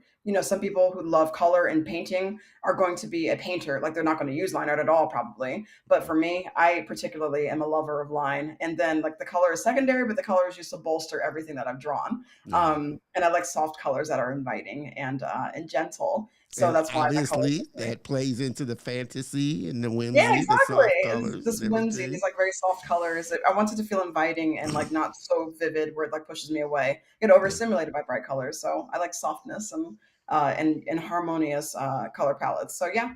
Um Mr. Wayne, another I super talented artist there. Blessings to what's you, brother. up? Oh man, like I said, everybody seems to know everybody. Everybody does know everybody. Yep. Everybody knows everybody. I It tell is. you. It Oh is very man, true. Mr. Sean, heck yeah. Okay, amen, sister. We have to support with our dollars. Yeah. Yes, we do. And definitely, Wayne, I want to have you back on to really showcase your new animated short that working on and putting out and stuff. Like I said, it's Ooh. great seeing, like I said, creators, and I love, for me, you had mentioned it earlier. It's crucial to be around creative people. I'm the same Yes, way. I have to be around creative people that keeps me going and keeps me fueled. So, you know, absolutely. people Yeah. like you, Lauren, and Wayne, when I see your work, that helps to inspire me to keep going and doing what I'm doing as well. For you, what's been the best piece of advice that's been given to you? That's kind of served you well. Ooh, oh God, there's so many. One that one piece. I think that one piece, the one I used to always quote was, "Can I curse on this show? Is Sure. that okay?" It's just don't be an asshole. I've said it many times. Yes, it's in this industry, especially. I just said we said earlier, everybody talks to each other, Yeah. and if you want to get anywhere in this industry, you Yeah. have to be somebody who's good to work with. You have to be somebody who, you don't have to be like the most personable, charismatic Yeah. person. It does help, but you Yeah. don't have to be. Not everybody's going to be like that. Artists are very introverted people, Yeah. and so but like learn how to develop your social skills. It Yeah. can be or it can be achieved with practice. But not only that, but just don't burn your bridges. Don't be weird, don't be creepy with other people. Don't prey on people like they're not an opportunity, they're people. Um do great work, communicate with others, and just make friends with the people Yeah. that are next to you in the industry. This is again, community. I think is everything, everything, especially in this very tumultuous age that we have been in and are stepping into even more so. Even Yeah. like more than anything, community is everything. Especially So now, people yeah, finding opportunities elsewhere and stuff like yep. that. Yeah. You're not gonna Talk get to your out. community, foster that, because like it's like seriously, it will save us to be able to talk to each other like this, to be able to have that community. So yeah, don't be an asshole, foster your community. And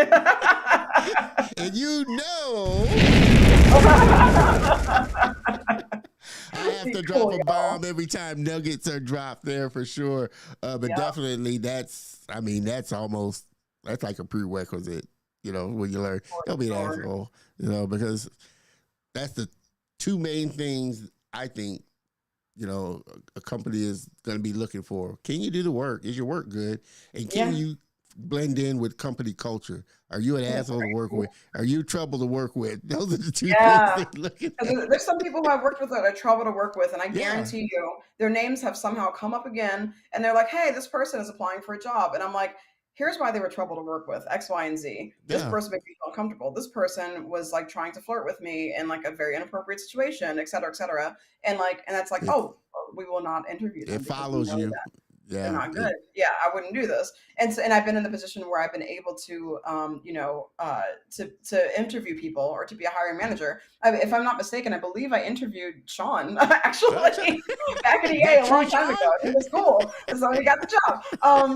But yeah, it's just like so I've been in the position where I got a chance Yeah. to really influence the kind of like the culture that we're fostering. And I hate the phrase company culture because that can mean a lot of different things. But in reality, what what that generally tends to mean is like, can I work with you? Can Yeah. I communicate with you? Can I see myself having to talk to you every single day about various different, tasks and making sure that you can get the job done? Yeah.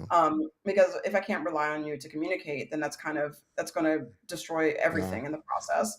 And are you Whether or not it's in a difficult? company or in a partnership or in any kind of context where I want to collaborate with you. Yeah. And are you difficult? Because I'm pretty sure there are some artists that come into it, and we're artists, we're passionate about the work that we work on, aren't good at taking feedback, critical feedback, or changes to stuff and it's like that. Some artists, like I said, do want to push back or have a bad attitude about receiving feedback. So you got to have a good attitude, and people got to be able to work with you. I don't. From what I can see, you could be the best artist in the world. If you're a butthole to work with, you're probably Yeah, not going to last too long. You know. absolutely. And there has So, been a lot of really talented people who have been that kind of because there have all this ego in front of yeah, them, and yeah, there's no bigger turn off to like for me as like somebody who needs to work with you than that like massive ego. You can't do anything wrong. No one can tell you anything. That's not going to really fly in a place where like for me as a manager especially. I'm just like I can't work with that, and I will tell you immediately, straightforward to your face, and I will humble you and be like, hey, so we're on a team. This is not the you show. This is our show. This is a yeah, team show. yeah, So yeah, it's very important to just do not be a difficult person to work with. Just make it as easy as possible for people to get along with you, to work with you, to get what they need, but also give them just be go forward in this career with that sense of, I don't know, just like remember why you got into this career in the first place. It's a job is going to be a job no matter what industry you're in, right? Like sometimes it's going to be a slog, sometimes it's going to be hard, sometimes you're going to work with somebody who really pisses you off. And I think that's like it's a good reminder to just reflect every now and again that, sometimes sometimes you can just like appreciate the things that you're doing and like try to cut out the noise a little bit and just try to fall into it without like letting it tilt you so much. Sorry, Prius is back. Hi, baby. she wants to be. This is Baby, my you cat still Prius, going? I want to y'all. be on camera. She has decided to appear again for her camera. For her camera off. Her Okay, I'm camera off, her gone. photo off. Come here, Yeah. babe. Yeah, she is. She does this. Oh man, We're in my too lap, so funny. disrupt Mr. everything. Dewan, thanks for answering my question, Lauren. I agree that observation is a helpful tool, almost essential tool. You got to observe It is life. I mean, yeah, you got to observe life. And definitely. And a mark of the masters often is that they're perpetual students too. Always keep learning, never stop studying your fundamentals. Like literally today I was at life drawing. So it's really important to keep those skills sharp. mm, Um, it's well, very, very important. and that brings me kind of into the obvious question that we were going to get into. Yeah. AI is a big thing now, especially generative AI. Hmm. What are your thoughts? I mean, I've talked to people on both sides, and before I give my, thoughts on it, I want to hear what your thoughts are on generative AI and where we're at um, right now with AI. Hold on, give me 1 second, because as Yeah, you yeah, can see, yeah. my cat is definitely on my keyboard, and that's not That's- going to happen. So Go hold on. So ahead. my microphone. I'll just now I'll go to here. Everybody just jumping in. Like I said, we're having an amazing conversation. Lauren had to step away to get her cat there. But we're having a fun conversation with my friend Lauren Brown, illustrator and art director with Wizards of the Coast. And we were talking, just getting ready to dive into AI and what her thoughts are on AI, because that is the hot topic right now. It's kind of a hot button for Yeah. sure. So the cats have now been kicked out of my room. So no more disruptions there. I'm sure she'll appreciate that and let you know after the call. Always do, always do. But yeah, AI has obviously, I've talked a lot about AI. I Mhm. contributed to a paper about AI. I am in a human artists' rights like group about just protecting our rights against AI because I do not like generative AI. I do not approve or condone of it. It's damaging for the environment. It is damaging for people's careers. It's theft. There's no consent. There's no compensation. So it's not controlled. So there's like I have like many thoughts about AI. I think it's removing our ability to critically think, and if we continue to lean on it, we're not going to be able to access our own creativity because we've been outsourcing it, and that's not the thing to outsource. So that's like I'm just going back by it quickly because I've talked about it so many different times. Um, it's interesting the observations that I've seen, just like I've been making about AI because I was in this Afrofuturism group on Facebook for a Hmm. while and just like saw what people were sharing and it was really cool. Once AI came out, this group has basically been taken over almost completely and exclusively by AI.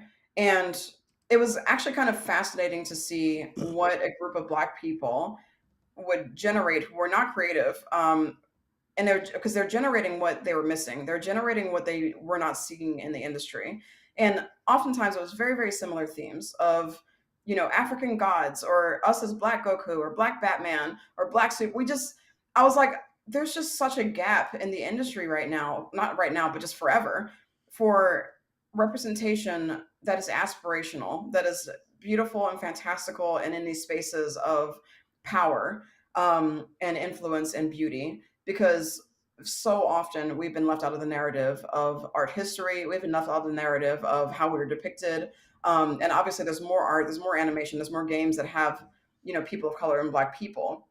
But overall, it's still very thin on the ground. And seeing the way that people were using AI to generate all these images, I was like, I think artists, especially like like Black artists, if we get to draw whatever we want, of course, like we do, but this is the reason why we need to elevate artists who are doing this kind of thing more than ever, because I don't want like people to have to generate this stuff in order to see it and to see these depictions of themselves. I want people to continue to put that out there into the world because it's definitely out there, but I think because it's not being shared, because it's not seen on a massive enough basis, people think that they have to lean on AI in order to see these images, and that's not true at all. There's so many beautiful different things that already exist that have been done by a human artist, and it really saddened my heart. It threw me into like an existential crisis for a little bit when AI was first becoming a big thing in the culture. So I was just like, oh, has everybody decided that we don't need to make any more art? That this is enough art that needed to be made, and it really made me upset. But then after a while, I was like, it's just kind of beneath me. It's just kind of pathetic. Like it's like that meme of like, what look at what they need to imitate a fraction of our power. To be an artist is such a beautiful, powerful thing, Yeah. but everybody can pick up a pencil. Everybody can try it if they have the passion behind it and this desire and willingness to learn. Everybody can develop their artistic skill to a point where it's something that they can feel accomplished in, Yeah. satisfied in, a sense of fulfillment and joy. And I think that like again, I hate that AI is such a thing because there are so many people that do have a hidden creative in them and it's robbing their ability to discover that for themselves. And that's the thing that saddens me the most, aside from the environmental impact, which is really awful, um, is that. So yeah, I'm not an advocate of AI. I fight against AI all the time. But I'm at the point now where I'm not letting it bother me. I'm not letting it discourage me from making the art that I want to make. Because honestly, AI could never. AI has no context of what a reflection is. AI has no context of the people that it's making. All it knows is it doesn't know anything. It's just regurgitating images. It's a glorified Google search in short. So I don't respect it. I don't like it. Obviously, we need to use like non-generative AI for games and things like that, and that's totally fine. That's the AI that needs to be there. Generative AI can be good in some contexts where it's like I saw one that was like translating automatically sign language of like the like different like hand uh, you know uh, sorry, hand gestures that you can do, and that was really fascinating. I was like, that seems like an actual practical good use of AI. Like Hmm. I want to see more things like that, and I don't want us to overlook the good uses of what AI can do. It should be doing things that we cannot currently do. Generative AI is doing things that people have been doing for like millennia, millions of years. There's no reason why that needs to exist. Well, I will. I will push back a little bit on that in the sense of my thoughts is it's a tool, like any other tool. It's a tool to make your creative process easier. And I was a little on the fence, or I think when it first started to be a big thing because one, AI is nothing new. I think it's just generative AI and all of that. Generative AI is, It's just yeah, become AI is not a new thing. It's been around for no, ages. But I think in the sense of generative AI, I'm excited to see what true creatives, people that are already creative and already got the skill of understanding what good design is, what light is, what color is, what they can use AI for, or how they could use it. If they decide they don't want to use it in their art, that's fine. But like a computer, like a software, like Photoshop's an AI tool that you learn as a traditional artist. How can I use Photoshop, to make my art better or to be better or faster? Now, trust me, AI in generative AI, especially in a production sense, it's much better to have rotoscope AI or like a generative AI take out people in a background or in a video, or if it's quicker to be able to rotoscope people out through AI, generative AI, and let generative AI do it, great. It makes the job easier, makes the job a tedious task a lot easier. Use it, you know. My thing is, like, I think a lot of other artists where they got upset about is those non-traditional artists that were just kind of using it to spit out artwork and then saying, "I'm an mhm, artist. I'm an artist." yeah, I'm now an artist. No, we spent years, and I think that's where artists got kind of one, obviously monetarily wise, their work getting scraped, and AI being trained on that without proper permission and compensation. That's wrong. Hopefully, like I said, as laws and the we're working on logistics of things work, get ironed out, and more people's copyrights and rights are respected and stuff. Companies now are starting to reach out to artists and compensate them, and that's still a ways to go.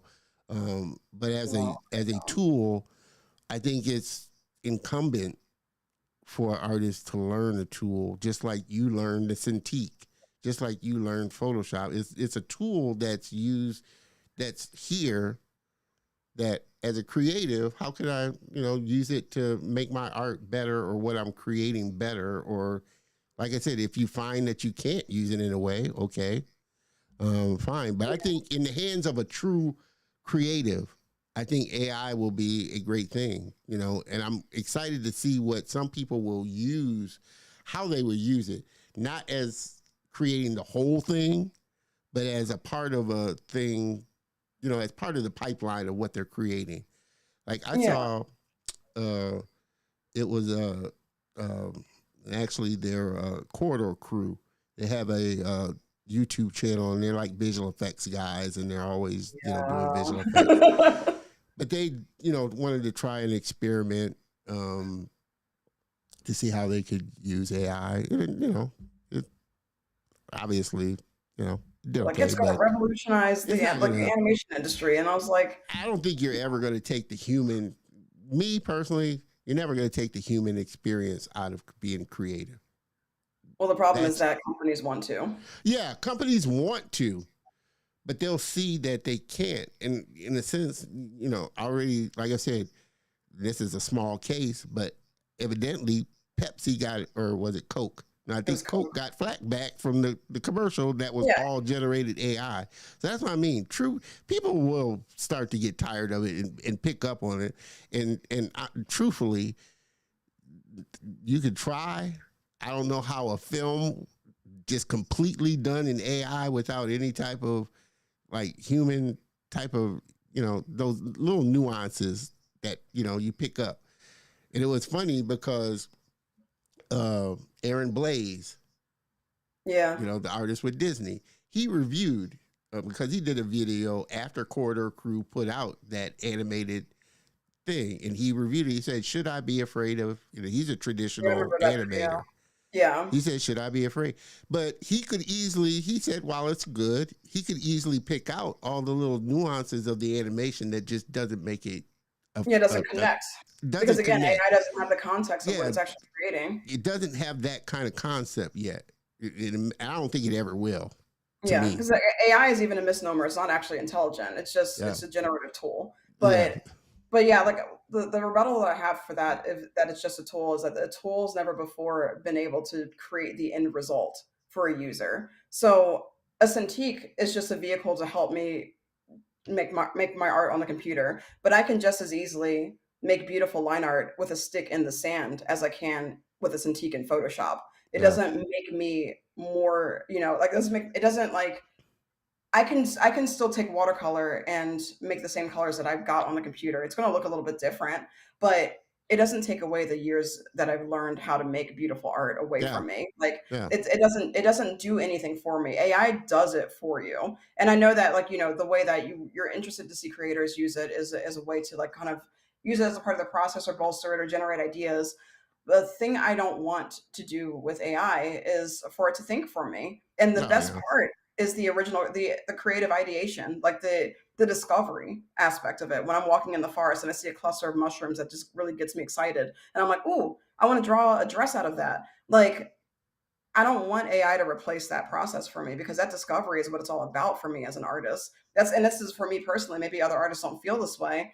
There's some artists who really like the finished product versus the journey, but I'm somebody who likes the entire process up to the finished product. And the finished product is, is satisfying and great, but I don't want to start losing my ability to generate new ideas based off of the experiences that I'm having because I'm a huge believer that all the things that we have seen and experienced in this life and then we filter through into our art, like that's what defines our art.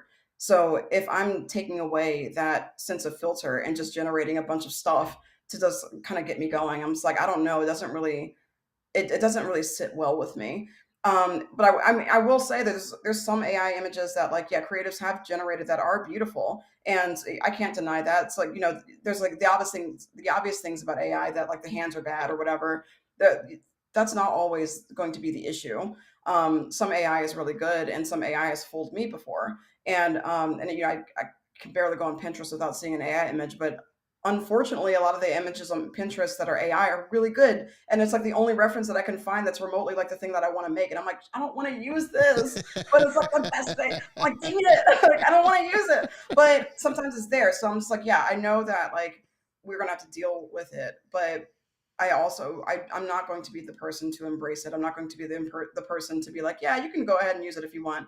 I'm going to avoid using it as much as possible. I don't really think that there's much to learn when it comes to AI. All you have to learn is how to type a prompt. It's like it's not really a skill set for me like that. I think because like if it takes you a weekend to learn something, I feel like it's not really like much of a skill to be perfectly honest. That's why I don't really respect it because I'm just like if a oh non-creative man, can generate an evocative image, like somebody oh, who's never picked up a pencil before, the same as a creative person, I don't know how much it's doing for you right now. It's oh like, man. Now, I will agree with you there. AI is not going to be able to teach you, like I said, the mm-mm. principles of design or the principles of animation and stuff like that. It's just you got to know that. And I think the rub with AI is obviously, like you said, the prompt. And most people aren't really good at Which prompting. is They don't. crazy. Like, how bad do you have to be to type out a few sentences? Well, I mean, I've seen, and I think the ones that I've seen that have been really good are those ones that you know they understand. They're creative and they understand what they want and they can describe what they want. Like Yeah. I've seen some photographers, they get really grand. Some photographers create. I've seen images that photographers create, or even just people that are in it, camera people or photography. I want this. I want to use this lens with this camera. They get really granular about Yeah. and when you see the prompt, it's almost a book in and of itself because they get really granular about what they want. And I guess, the thing about AI, the more specific about the thing you ask it, the better the prompt, the better the outcome will be of what you get. That's what they say. But most people aren't. They just, I want this, this, this. They don't, which is why they get these crazy images or just images out there. But It's like again, something. it's kind of a genie that's not going back in the bottle, type of Yeah, that's what thing. they all say. Um, That's what they all, and I know that obviously it's not. I don't think it's like it's not going to be taken away or anything. Like it's there now. Um, but it's like I also don't believe that we just have to like deal with it and just watch it happen. That's why I choose to be an active participant in the conversation, an active supporter of human artists and donating my money to the Concept Art Association, which is supporting a lobbyist like to go into Congress and to talk about better protections and rules for artists, yeah, talking to artists to make sure that their work is protected, using programs like Glaze and Nightshade to protect their art against being scraped by AI before you even post it. That Wisteria Queen that you shared is actually glazed. So that it doesn't get scraped because like my art has been scraped. It's in the database now. mm, So I would very much rather it not be. So there's different, there's different ways that artists can yeah, protect themselves. So like I always have umbrage with the discourse of like, yeah, like AI is here to stay. It's not going anywhere. So cope. It's like, well, no, like that's the easy way to say stop fighting, stop advocating for human artists and their rights, because it is an infringement on artists' rights.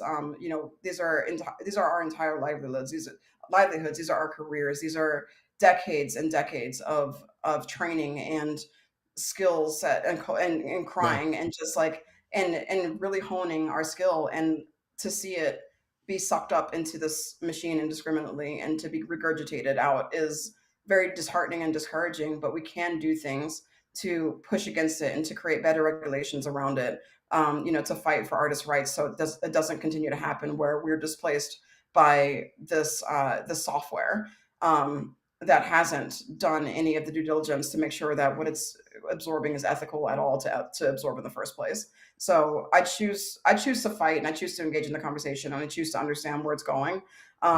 I know it's not going anywhere, but I also know that we need to have better regulations around this Oh thing. yeah, We yeah, need to we need to celebrate and champion artists yeah. all the way. And obviously, like I said, I'm an artist and I'm a creator, and definitely behind human human creation. Yeah. Uh, and for me, like I said, I use generative AI in the sense of Photoshop. If I need to take something out, whatever it is, I'll use it where I need to.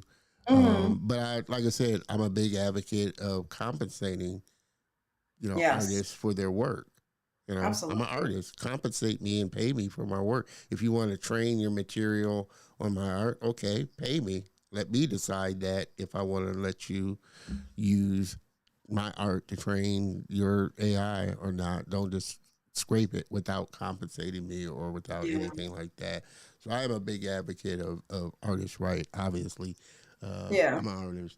Mr. M.I., what's going on, sir? Great conversation for Hello. sure. Hold on, let me get this off here.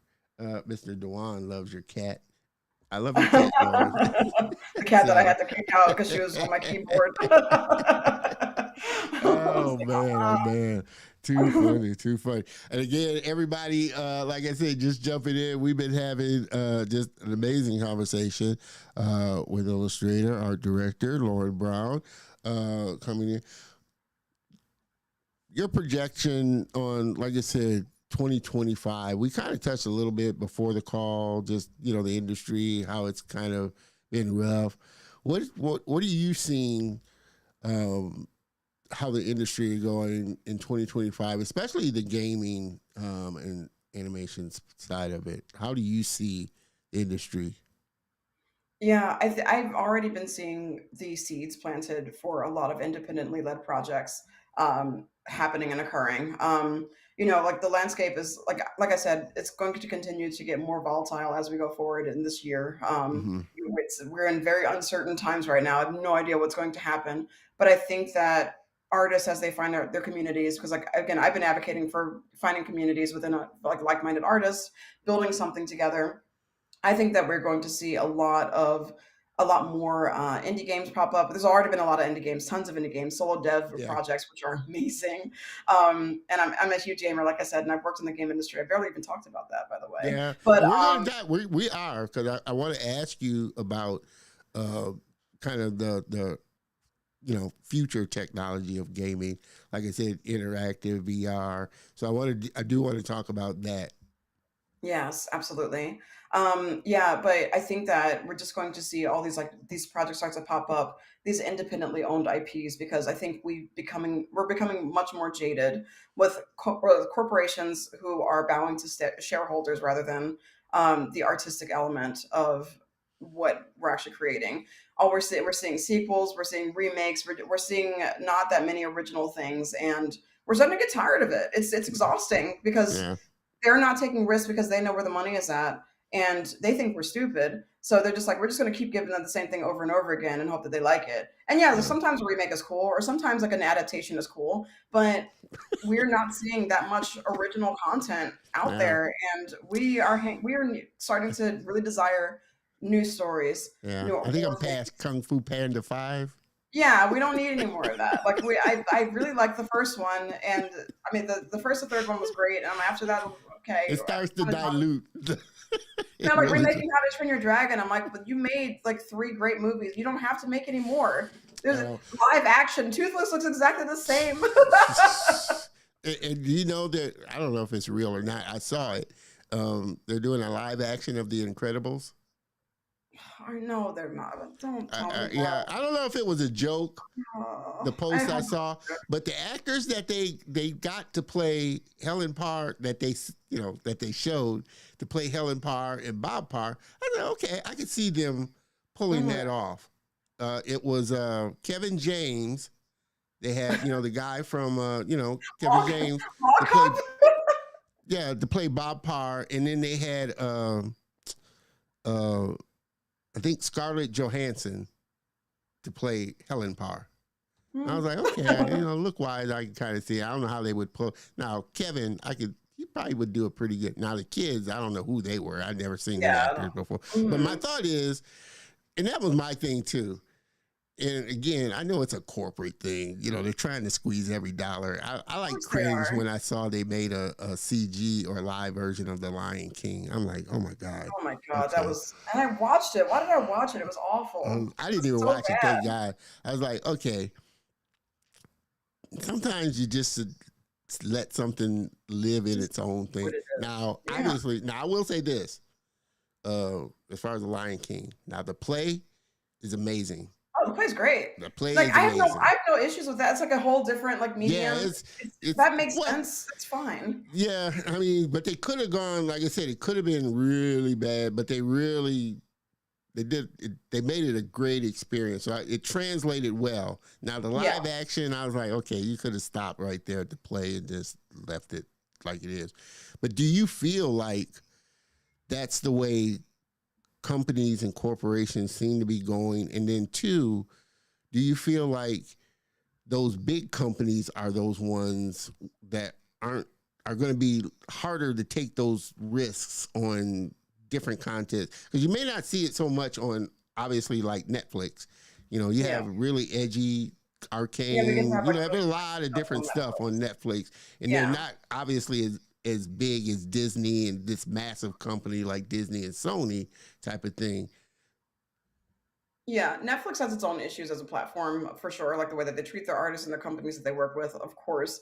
But what I do appreciate about Netflix is that they do have a lot of different kinds of content that's allowed to have like a platform to be able to be showcased. I saw like a short animation recently, like about like it's like piano player. I cannot remember what it's called for the life of me. But Mm. I'm gonna search it right now. Piano short Netflix, and I'll be able to find it. Okay, But it was so just like a little 8-minute animation, and it was like just delightful. And I was like, I didn't know stuff like this was on oh yeah, Netflix. they Like got. it's so Have you cool. seen? They got a nice little animation. In case I don't say this, I love you. Um, and No, I haven't seen that. it's a real simple drawn animation, 2D animation, but it's about this girl that gets killed in a school shooting Oh my and how her god. parents, her. So it's it's in case I don't say it, I love you, something like that. Don't say it, I love you. Yeah, in case I don't say it, I Oh, love. okay, I think I've heard of that actually, because it was like a text or something like that Yeah, that a wow, student had I'm gonna received. be searching for. Oh man, but yeah, so I'm glad that things like that can exist on that platform. You That's know, because that's really cool to be able to have like more indie fringe stuff that's like but do smaller. you feel like it's going to take those smaller studios to really kind of step out and have those more edgier, Oh just yes. different content? I think so because corporations have increasingly shown that they really only care about the bottom line and not really about the creativity of the project that they're working on. And yeah, like obviously the teams that are behind those projects are still going to make it as beautiful as possible and as creative as possible as within their limits to do so. But a corporation is usually not going to take the big risk and they're going to try to go where the money is. So they're like, Yeah, okay, we already know that Sonic the Hedgehog has a huge audience. And I listen, I've I I've said all my things about sequels and remakes and adaptations, whatever. But I love those movies. I really do because I'm a huge Sonic fan. So I'm like, yeah, I appreciate that it exists and it's awesome. But a corporation was about to take that thing and make it real bad because they didn't understand what the charm about Sonic was yeah, clearly. yeah. And it's still a story that like blows my mind. The fact that the internet bullied Paramount into making Sonic look better. It's actually kind of incredible. Well, I mean, obviously, I mean, some like I said, some in a lot of cases, I won't say a lot because I don't know, but I'm pretty sure in some cases, those higher level execs, like you said, they they aren't familiar with the IP. They No, don't get kind of the IP, and they I've don't heard love the that, IP. or even like I said, like that, and it's usually those ones, like I said, that are like quite familiar with the IP and just the medium that do the Mhm. best job, like Sean Gunn. He obviously loves comics. He obviously knows about the superheroes' backstory and things like that, and Mhm. so he can make a film that is authentic to the characters and what he's trying to do. But you get those ones that, like I said, the thing is the bottom line, and Yeah. obviously as a business and as a business that has shareholders and Mhm. people that they have to And hold have to accountable give to.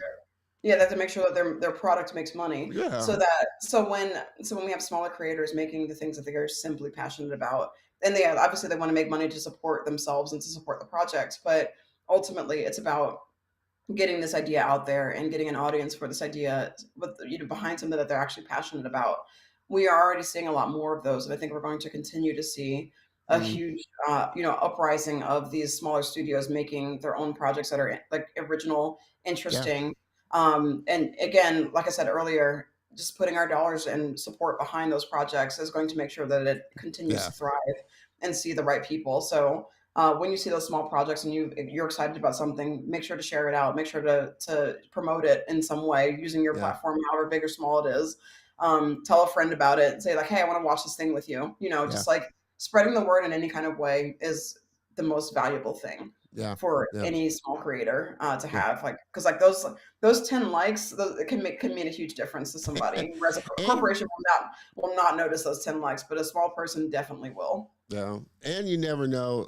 My thing is, you don't know who's watching.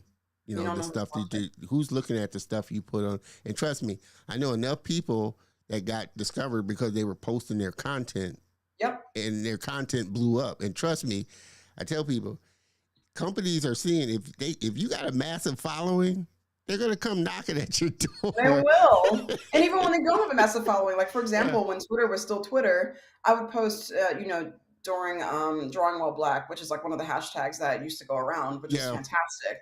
And I like once I talked about like some work that I did at Zynga where I helped an avatar system be more inclusive. And someone from Apple noticed that and she was like, "Hey, I saw that you made this post. I want to feature you in this article." And that feature ended up being on the Apple App Store on the front page. So when you open the App Store on this yeah. specific day in February, you saw my big dumb face just like on your phone. And millions of people saw that. Like that's like crazy to think about. I'm like, what? Like so just posting, Posting, posting your work, posting the things that you're passionate about, posting what you're excited about, yeah, sharing a little bit of yourself. And I'm not great at social media. I have a good following, but I'm not amazing at it because it burns me out a lot of the time. I'm really jaded with all the stuff that's happening, especially with Meta, and TikTok, all that, just like a lot of it is being used now as a corporation. It's always been a corporation, but they're making it Yeah. very obvious now. Yeah. It's for profit, it's for an agenda.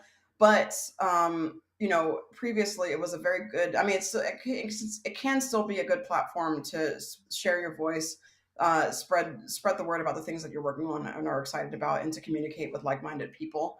But I am getting jaded on social media too, just because of the way it's been twisted lately. But Blue Sky Yeah. so far has been very nice, so I'll say go to Blue Sky and see what's up with the Blue Sky. It's kind of Blue cool. Sky. So that's a new social platform there. I know. It's like, yeah, Oh, another one, another replacement one. another. But that one seems like it's been the most viable replacement.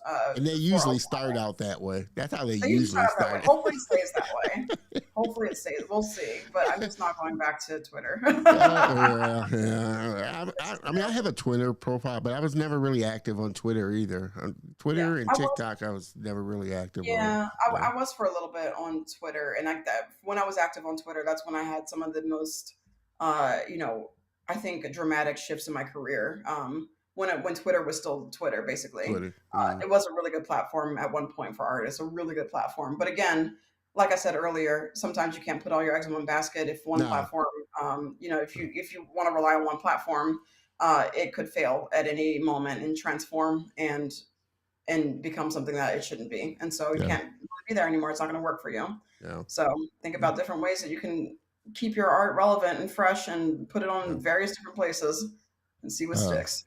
I will say this because it was, good advice for me. Just in business wise, any business person will tell you, their goal, ultimate goal, if you're online and digital, is to get people to move people into your own ecosystem. Mm-hmm. You're not going to want to continue to conversate with people on LinkedIn or on whatever platform. Your goal is to get their email so you can connect with them on your own. Your email list is your monetary list. That's what they say. The money is how is it? The wealth, the riches. Now the riches are in the niches, but your wealth is in your connections, the connections that you make. And obviously getting somebody's email is gold because you can market to them all the time without having to worry about a platform going down or this or going that. So every business person's goal should be to draw people into your own ecosystem to where you can communicate with them without worry of being monitored, censored, the platform going down or what. The movie I was talking about is If Anything Happens, I Love You. And like I said, it's a simple 2D style drawing. It's really well done. It's really nice animation. Yeah, nice animated short. And that's why I say it really, I've seen some really simple 2D drawings that were just well done, line drawings. Well done. Another one you should check out, which I always reference, is I Thought of You. It was done by, I Thought of You. And it was done by Ryan. He's a former animator with Disney, 2D Was it animator. Ryan Woodard, yeah. Ryan. Oh my God! I Thought of You. I love. Thought of You. That is beautifully done. Beautifully done. That thing lives rent free in my head. It's so. Oh gorgeous. Man, it was beautifully done, and he has a behind. And if you watch it, he has a making of, which I highly recommend you watch. Yeah, because you'll get a serious appreciation for just what he does and just animation in general. And he didn't have any voice. No audio other than the music track. There was no audio. The people didn't have faces. None of that. But it was just a beautiful animation the way he did it. It's like I love when people elevate the medium in the way that only animation can do. And that's one of the great examples of it for sure. Yeah. The short that I was talking about was called Ostinato on Netflix. Yeah, it's a cute little piano short. Okay. And I'm learning how to play keyboard. I'm not good at it. Don't ask me about it. But it doesn't matter because I wanted to learn it, and so it was a nice little. I was resonating with it. It was very cool. What's it called again? Ostinato. OST. Oh, Uh, OST. OST. INATO. Oh, Ostinato. Okay, I see it. Yeah. I'm gonna watch that. Yeah. Um, but like I said, Netflix has got a lot of great animation. It Intergalactic does. is a great Yeah, one. Intergalactic was fun to watch. Yeah, for Yeah, sure. that was a great one. I mean, that's why I love, like I said, Netflix. And now, like I said, you have these platforms like Tubi. If you are a creator or animator, there's these Yeah. platforms that you can, go to stream your whatever it is. You got Tubi, you got all these avenues now to get your work out there. It's just do it if you have a Yeah. story to tell, Just got to do it.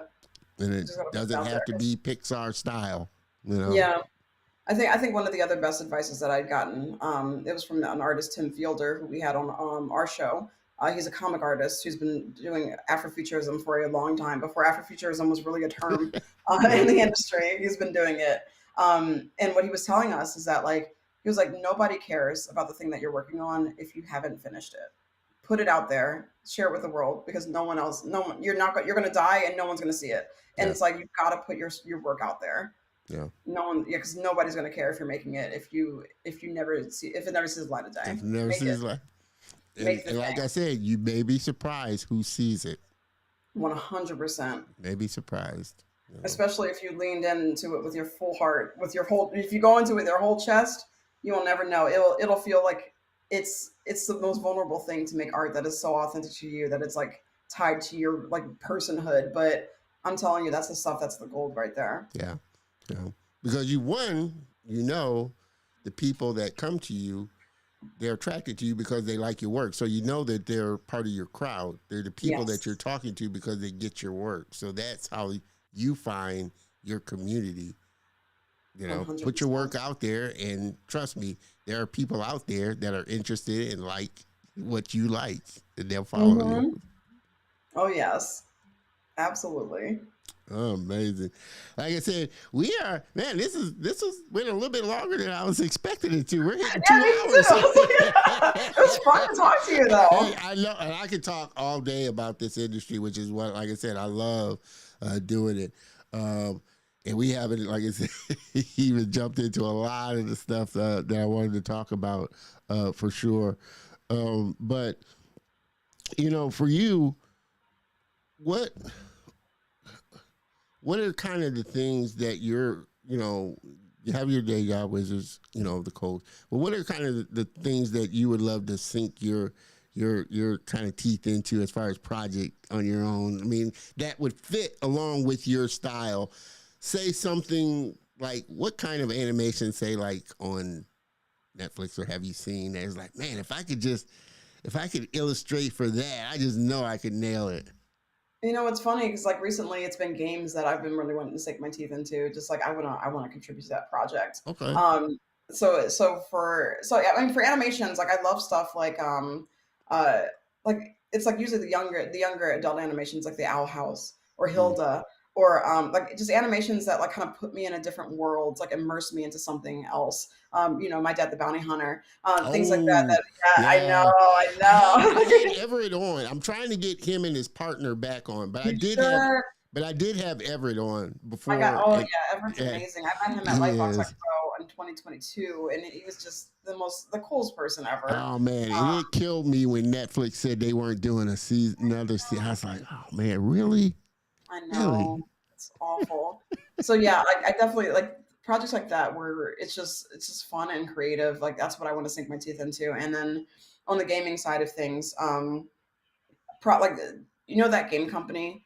They're literally called that game company. That's their studio's name. Mm. They made the game Journey and Sky and the Children of Light. Like that studio like has inspired me in ways that I cannot like even Yeah, comprehend. yeah, Just like experiential games that are just a message, like more so than like just a game. It's yeah, more than just a game. Stuff like that is things I really want to work on. Games like Hollow Knight, Team Cherry, which is like just a three-person team, yeah, crazy, amazing game. Oh my god, there's literally one I'm thinking about right now, and I cannot remember the name of it. There's a lot of projects that I yeah, would love to work on. Oh, yeah, Supergiant Games, of course, who made Hades and Bastion. yeah. That studio, I love their work. So there's a lot of there's a lot of indie games out there that are super inspiring to me and Yeah. just make me excited and make me want to make games again. Because I've made games and it's been, I think, about 3 years now. I really Yeah. miss it a lot, actually. Like, I want to Yeah. make games again. I'm curious what you thought about, and I did I had an episode, I did a review of it, but I only gave a review from a viewer's perspective. I've never played the game, but Hmm. Arcane, League of Legends. What did you think about the game? Because I couldn't, like I said, I didn't I'm never seen the characters or not, anything, so I couldn't talk on it from a player's perspective. I was only no. talking from a viewer and animation wise. Yeah, I don't play League, so I Okay. can only talk to it about a viewer's perspective, but that Okay. show is a work of art, Oh and man, it's yeah. insane. Every frame is art, and I mean, that's what happens when it's, case in point, when a studio lets their artists be artists Yeah. and gives the artist the time to make something so beautiful. 6 years is unheard of for a TV show. $250 million is unheard of for a TV show, but they let their artists be artists and the results show. Yeah. That show is gorgeous. Yeah. It Gorgeous, is. gorgeous, gorgeous. It's like it's I remember watching the first season, just sitting on my couch, like I just in disbelief that I was watching this. Like that this existed. Because having worked in animation, I know how difficult it is for anything to see the light of day at all. Yeah. Especially for something that visually complicated, and that narratively complicated as well. Yeah. It like there were so many stories to tell in that show, and so much to show, and the way that they pulled it off, and it's not a perfect show either. Like, it's, there's still some things that I'm like, oh, like that felt a little bit rushed, that felt a little bit weird, but overall, it was such an enjoyable experience because everything was just so beautiful, and it was such a realized world to Yeah. watch and be in and spend time in. I've worked on a lot of projects that were not nearly as complicated, that had fallen through and failed because like one a network didn't decide to pick Yeah. it up, or a writer got like quit the project or whatever it was. So I know how difficult it is for a project like that to see the light of day. So I was just blown away that that project was finished and made it to my eyeballs. I was just like, I just can't believe I'm watching this right Yeah. now because I Yeah. know how difficult this must have been to make, and I cannot fathom how Yeah. much how much time it took to make everything look like the way it did. Like Yeah. it's just a feat. It is a feat. Yeah. And for those that may not know, there is a behind the scenes on that as Yes. well on YouTube. I would highly check it out. I think what it For was, did I sure. only dream and risky? I think. Man. But do you see and I don't know, maybe I mean obviously there were some before that, but I think Spider-Man Into the Spider-Verse kind of Oh, opened that floodgates of yes, just it a did. visual style that's just different from the norm of what we're Yeah. used to seeing. Do you see more studios or more people saying, okay, wow, I could just let my mind go and just figure out a different, unique way of telling this story?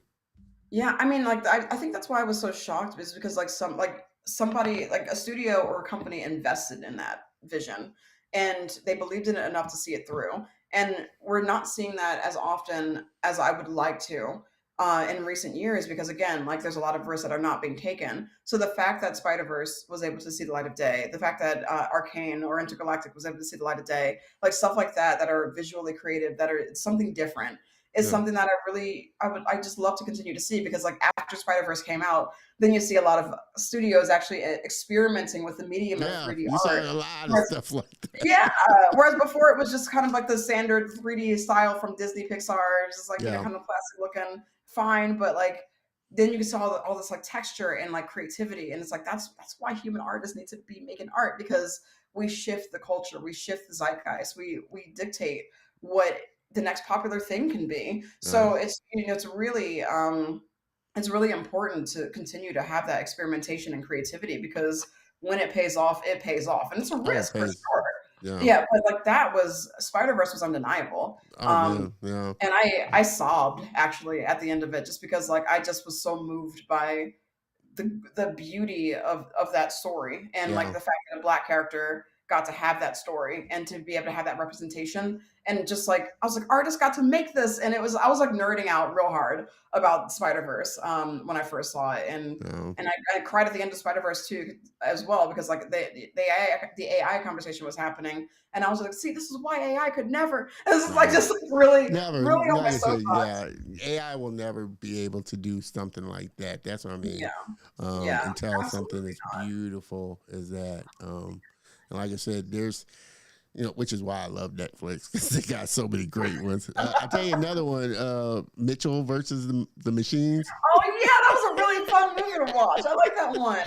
They got some great ones. Like I said, those Yeah. are ones that I've watched. Just I don't mind watching again and again and again because they're just great and they're just so well. The style is just so well done. Yeah, Nimona as well. Have you seen Yeah, Nimona? Nimona was Oh another man. one. Yeah, that And was you know good. what? For me, Nimona was very special as well because Nimona I actually followed as a webcomic when it was Mm. first being made on Tumblr Oh, by really? Andy Stevenson. Yeah, like when it was like the simple drawing style, but like the story was just amazing. And I was like, oh my God, I love this comic so much. It was one of my favorites back then.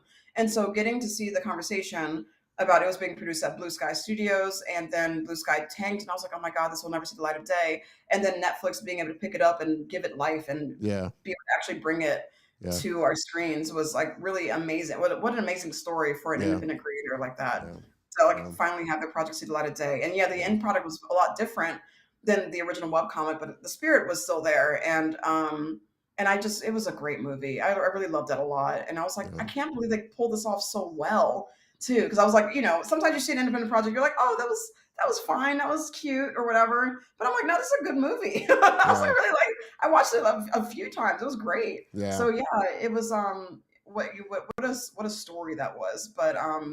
yeah, it was like from the most humble of beginnings, from somebody sharing their work, somebody Yeah. sharing this little silly project that they thought was silly, and it became like an A actual big movie. Like, thing, yeah. You just never know where, like I said, if you share, you just never know what doors open up. mhm. For sure. Again, everybody just tuning in. You got to make sure if you're just coming in now, you definitely have to make sure you catch the replay because we talked about a A lot. lot of stuff here, and that's only the tip of the iceberg for sure.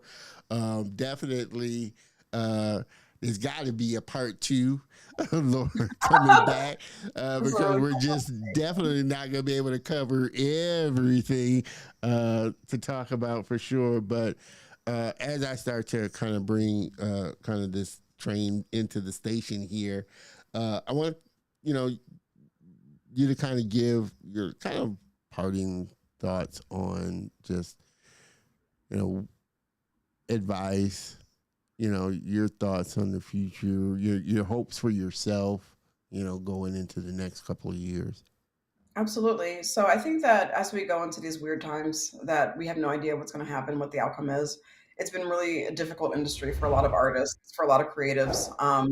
And I think that a lot of people are feeling very discouraged about not being able to get jobs in the studio or hoping that their art can get out there. I just want to say to everybody, just please don't stop making your art no matter what. It doesn't matter if you can't find a job in the industry and you have to go to another industry to work and to do your livelihood. That's totally fine. But don't stop making art because you're always going to be an artist. Find your communities, find the people to talk to, find ways to stay creative and to hone and practice your creativity even in the spare hours. There's always a way to make some kind of time for it, even if it's 5 minutes per day. It matters. All of it matters. So just continue to encourage yourself and others to keep making their art because human artists are what drives, like I said before, what drives the culture, what drives community, what drives the conversation. Our art can resonate with people in ways that many other things cannot. And Yeah. so let's have a conversation with our art. Let's share our art. Don't stop making your beautiful work and stay encouraged. But also take breaks and rest. Don't burn yourself out either. Yeah. It's important to know what resources you have to spare. Yeah. And when your resources Burnout's real. yeah, when your resources depleted, take time for yourself to rest and recharge. Please do, because it's going to be real hard going forward. Yeah, and I definitely don't want to let you go without asking a little bit about your show, your podcast, Painted in Absolutely. Color. Yes. one, why you started it, and two, what's been kind of the biggest kind of light bulb that you've kind of pulled from the guests that you've talked with and had on the show? That's a good question too. So we started Painted in Color in 2020 over the pandemic after a big conversation about a certain art podcast that I'm not going to name, and that went under. But also just in general, the conversations about art podcasts and the nature of them. A lot of them being, owned by mostly white men who already have really, really successful careers, who are giving advice that is basically saying you have to do these specific things, or else you're not a successful artist, or you're not doing well enough.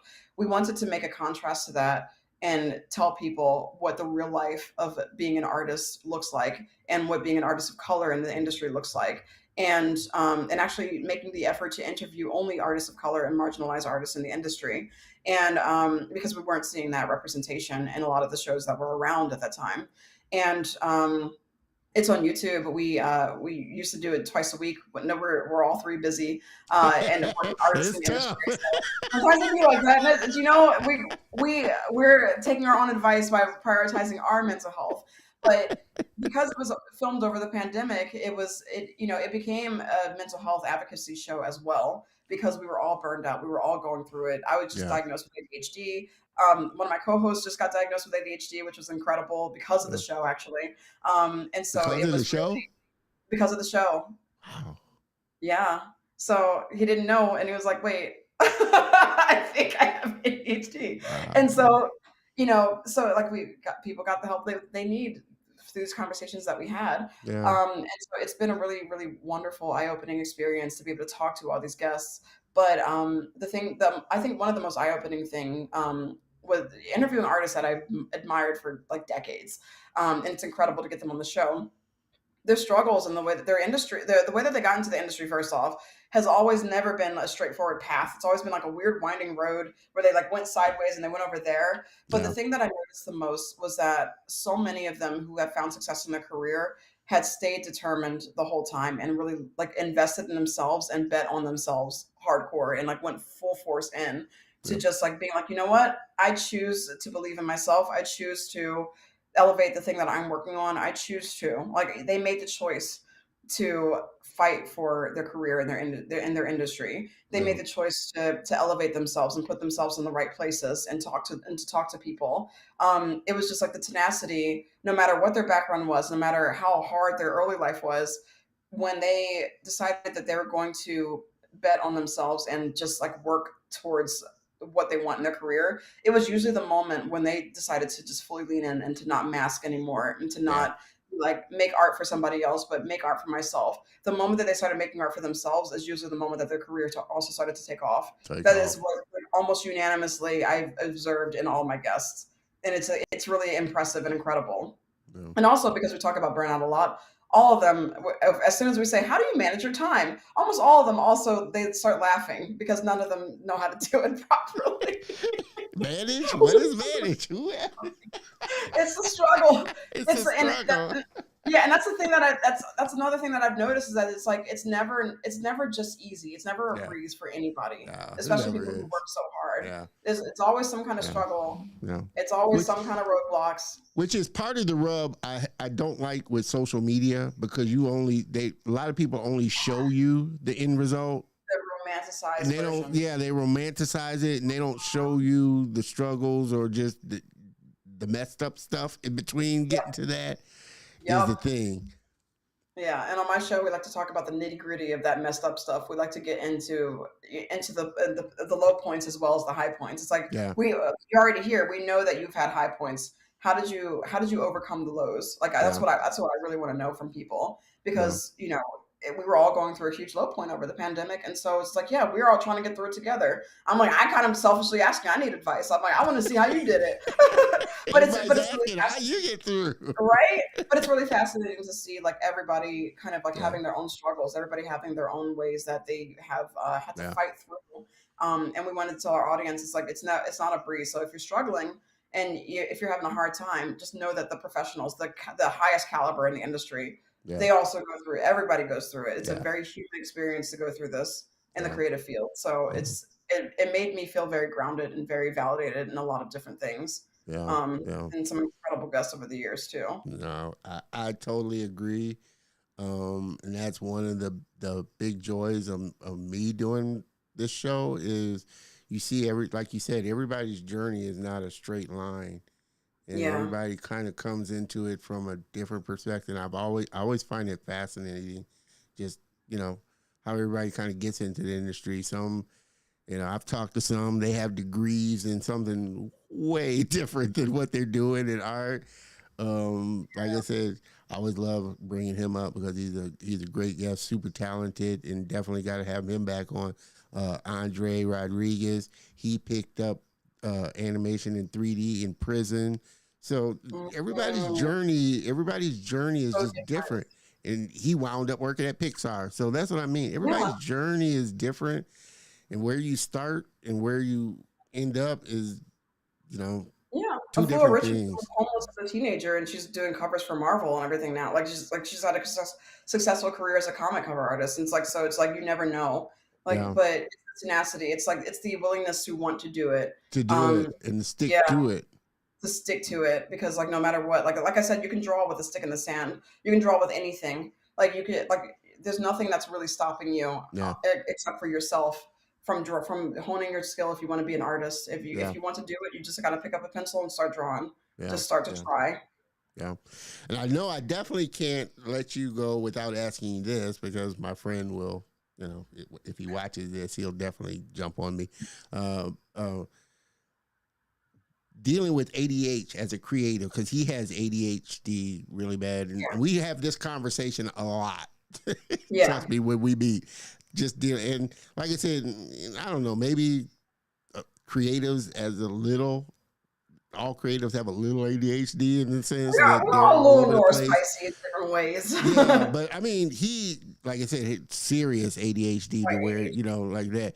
And just, we have these conversations about just managing his ADHD and trying to do, he's a podcaster. He does like Yeah. podcasting and consulting and stuff. But just, we have these conversations. So how do you, as a creative, manage and, kind of harness this ADHD energy that you have, Man, I feel like I could do an entire episode just about this. But just like the overview basically is that what I have realized that I had to do was create coping mechanisms that work with how my brain works. So, like the smallest, like silly example is like if I put food in the refrigerator and it goes in the drawer, I don't remember it's there. It doesn't exist. It's going to go bad. I don't put them in the drawer anymore. Everything is not in the drawer. Like they're all out and visible. I need to see it. yeah, So like, that's like a small way of like creating a coping mechanism. So my ADHD got exacerbated in 2020 when all my coping mechanisms were not suddenly taken away from me. Not being social, not going outside, not seeing friends all the time, not going into a studio every single day. All those things were actually helping my ADHD and making it not as visible. But once I was in the house, I was like, "Oh, this is real bad. I got to do something about this." And I realized that there's certain types of things that I need. I have requirements for my brain to produce the dopamine, and when I'm burned out, when I'm feeling low, the things that gave me pleasure do not give me pleasure anymore. Like drawing was very difficult for me for a while because I was burned out on drawing. So I was like, okay, how do I make this enjoyable again? I have to lean into like the things that I love. I have to, if I have somebody around me, I'm more inclined to actually do the thing. So okay, body doubling.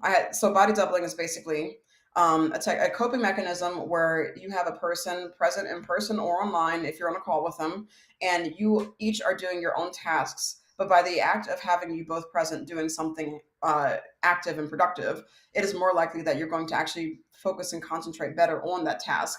Body doubling is by far the best way to get me to do anything. If somebody's in my house, knowing that I have to put together furniture, I will probably put together that furniture. If I need to like prepare something or like write a paper, what? Do a presentation. I'm like, I don't do that anymore.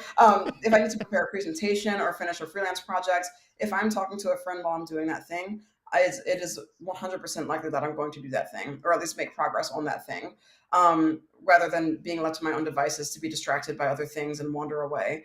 So that's one of my best coping mechanisms that I have. But I found all that just by understanding the roadblocks and identifying what things were preventing me from getting tasks done. Because that was my biggest thing is that procrastination. being late on things, being late to other things. I have a Google Calendar now where every single event that I have to attend is in my calendar. It gives me a audible chime, so it lets me know the thing Yeah. is happening in a half an hour, so get ready or you need to leave. Yeah. And so I know that that's coming. Journaling is really good for it. I keep falling off of journaling, and I'm choosing not to feel guilty about it, but sometimes that helps a lot, just for memory. But Right. there's so many different ways. But you have to figure out like what roadblocks are in the way for you to accomplish certain things. You have to find ways to make those roadblocks easier to cross, because those roadblocks aren't going to go away. But if you make it so that it works with your brain, it works with how you think, it works with how you function, make things easier for you. Have a mantra, wild cell phone keys every time I leave the house. Like making sure that I'm like leaning on my community, my people, Yeah. to hold me accountable for certain things. That's huge as well. Accountability buddies. Yeah. Um, People who are like, okay, you got to get this thing done. You told me that you have to get this thing done. I'm checking in on you on Sunday to see if you got the thing done. Did you get the thing done? And Yeah. so to have that is really, really valuable. So I don't know what your friend's brand of ADHD is. Mine. It's inattentive, so it makes it. I Yeah. have terrible focus, procrastination issues. The kind of He's like that too. I can't yeah, remember what he classified it at, but we talked about that as well. He has a hard time focusing, procrastination, and all that stuff. What I thought was, and maybe you can answer this, and my thing is, most people kind of tend to go to medication the first thing, or some kind of hmm self-medication for the ADHD, or have a doctor prescribe something for the ADHD, yeah, as opposed to like what I said, well, okay, you might need that, but first maybe try and put some coping mechanisms in place to see if hmm that changes your behavior, type of thing. Um, for yeah. you, was that, I'm not trying to go the medical, get medicated route. I want to try and find coping mechanisms that'll help me through this, type of It thing. was for me. It was both. Okay. I definitely wanted to create coping mechanisms first and foremost before anything else, because even on medication, you can still run astray if you don't have any of those guardrails in place. Yeah. So, because medication doesn't change how you think, it just changes like all the distractions that, like, I describe my brain as like a very loud like box of just noise all the Yeah. time, and every task is competing for attention, and they're all at the same priority level. Very, very hard for me to prioritize anything. It's very difficult to separate out the noise. The medication makes the noise kind of controlled. So it's like, okay, task number one pops up, and I'm like, okay, I can do that task. And now that one done, I can go to that task. It was novel. I was like, whoa, I can get things done without everything screaming at me for attention. Incredible. But I can just as easily focus on the wrong task or the thing that doesn't demand my Yeah. attention at that certain time. So if I didn't create my coping mechanisms, medication wouldn't be as effective if I didn't have that first. So I was actually very afraid of medication when I first Yeah. got diagnosed. And I was like, I don't want to take medication. I don't want to alter my brain. But somebody described it as glasses for your brain. And after that description, I was like, it's true, because I do have a deficiency of dopamine in my brain. There is a physical thing that is happening in my psyche, in my brain, in here, that makes it so that it's very hard for me to focus on certain things that are not pleasurable to me, because I don't Yeah. have enough dopamine to allow me to focus on it like a neurotypical person would. I will never be neurotypical, so I cannot act like a neurotypical person would. And I cannot feel guilty for not being able to behave like a Yeah. neurotypical person, because I'll never be that. I've never been that. Yeah. So kind of like it also helped me change my mindset about how I thought about myself, because I had a huge spate of negative self-talk about how I was and my natural way of Yeah. coping and being. Now I can accept myself better. The coping mechanisms has really helped, and the medication has helped too. I was only on medication. When I got prescribed medication, I only took it for about 2 months, and then went off of medication in favor of coping mechanisms. And so I was off medication for about 2.5 years. And I literally just got a new prescription filled like last week, Mm. for the first time in a long time, and took one pill. And I was like, oh, this is great. Like, I feel like I can do things. And, it's not perfect. It's not going to solve all of my problems, but it just helps. It's just Yeah. a support, a little push. Yeah. And fortunately, I don't have to rely on it either. I can take it Yeah. as needed, but it doesn't need Yeah. to build up in my system. So, yeah, Well, I recommend people to choose what works for them. If you need medication, if your ADHD is severe, mine's not severe, I don't think.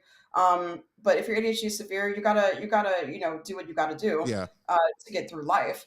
But I do recommend also doing cognitive behavioral therapy, getting coping mechanisms, researching if you can't afford therapy or do therapy.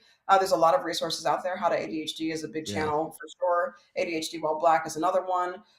So there's a lot of people who talk about like ADHD as Yeah. creatives, like general ADHD, and coping mechanisms that you can put into place to help you get through your day to day. Yeah. And yeah, medication is certainly an option. Coping mechanisms and therapy is an option. And just do what feels right for you and do what gets you through the day.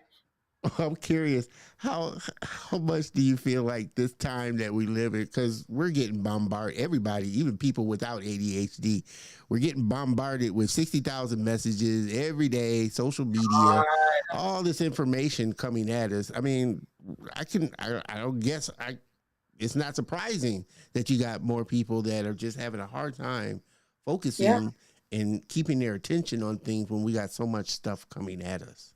Yeah. I think it definitely doesn't help because social media for sure is like a dopamine machine, right? Oh yeah. And it's like when you're overdosing on dopamine every single day, it's going to be harder for your brain to produce it. For somebody with ADHD, it's going to be harder on your ADHD to have social media because it's easier for you to get addicted to it. So the way that our landscape is shaped now is definitely exacerbating a lot of these mental health issues because this is not really the way that we were meant to function as human beings. Yeah. We were once hunter gatherers. We were out in the Yeah. wilds doing stuff, and we needed ADHD brains to hyper focus on certain tasks and like just like get really into something to figure things out. We think differently than other people do, and there was a need for that once. And now our brains, there's still a need for it. Like a lot of creators are ADHD for a reason. We need those kinds of brains to create those stories, to create that music, to create these narratives. And the way that society is shaped doesn't really work with our brains and the way that would foster and cultivate us. So Yeah. it's been very difficult to exist in this landscape where everything is being fed to you. You're getting overdose on information. We're overstimulated every single day, Oh and yeah. even the experience of being overstimulated, like with all this information, you think that you want to see. They're choosing what to put in front of your faces, and then they're bombarding you with ads. They're making it difficult to skip ads, and you're just like, it's a bunch of little inconveniences, little micro cuts, and it just sucks. It really sucks.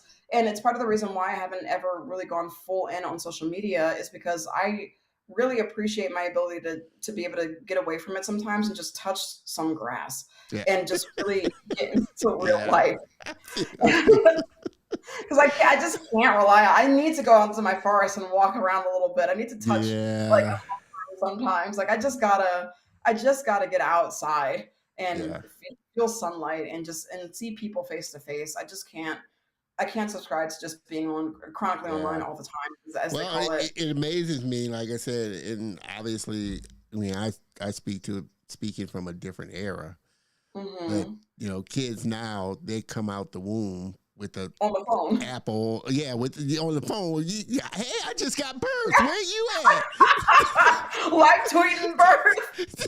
Like from the birth canal, what's up? I just came out. Where you coming out at? Welcome We new gonna be. subscribers. They don't Subscribe for have any. life. Like I said, they have no clue. Like I said, of a What it's life like. outside of that, and I'm so thankful that I was born in the time and the era that I was, because I could appreciate personal connection so much Yes. more than I think kids coming out now do. Yeah. Um, you know, Absolutely. Because when I was a kid, I would just be outside yeah, looking under rocks and looking at bugs and stuff. And I yeah, really appreciate that time riding a bike around the neighborhood kids. Like we didn't have the internet back then. So no, it's just like I'm so glad that I knew the era without the internet as well. And like yeah, and I got to see I was like the millennial kid that got to see the birth of the internet when I was, a teenager and seeing like how weird and crazy it was at first and interesting place. And the evolution of it has just become such a different place now. And I think it's more damaging now than ever, but it's also a tool that allows us to learn so much more. And so it's always anything like the internet. Something so big is going to be a double edged sword, no matter what. There's a lot of great things it has done. There's a lot of bad things it's done. I can't say that I hate it or anything, but oh, you I can't. I do, but I do think that there is definitely a lot of value into interpersonal connection that is face to Yeah, face, that is physical, that is real. no, Because the internet could die one day too. Who knows? And no, we don't have it anymore. What do you have left? You need to know how to talk to people. You need to know what to do. So, I also appreciate the time that I had when I was a kid, when I was younger, to be able to just know the world without the internet, to see Yeah. that everything tactile, everything real. No, I totally agree, and I think hopefully, and definitely that's an individual thing for a person to pull themselves away from technology on occasion, just Yes, to I absolutely. mean, you're not going to, completely because well, there probably are some that's off the grid, but most people they have to function with technology, but you have to break away. You have to take a step away Sure. from it to kind of, like I said, take a break from it because you Yeah. can get lost easily in So, this fake world that. yeah. And trust me, if I didn't have to be on social media for what I do, I probably wouldn't be on it as much. Same. Oh, definitely same. Huge same. And I'm barely on social media as is. Like sometimes I scroll and I'm like, why am I here? Ugh, and I have to close the phone and do something else. I'm like, I need to read a book right now. This is terrible. So like, but yeah, like I even when I go on social media, I'm like, what is it that I want to see? Like, what am I Yeah, looking for right now? I have to go on it with intention.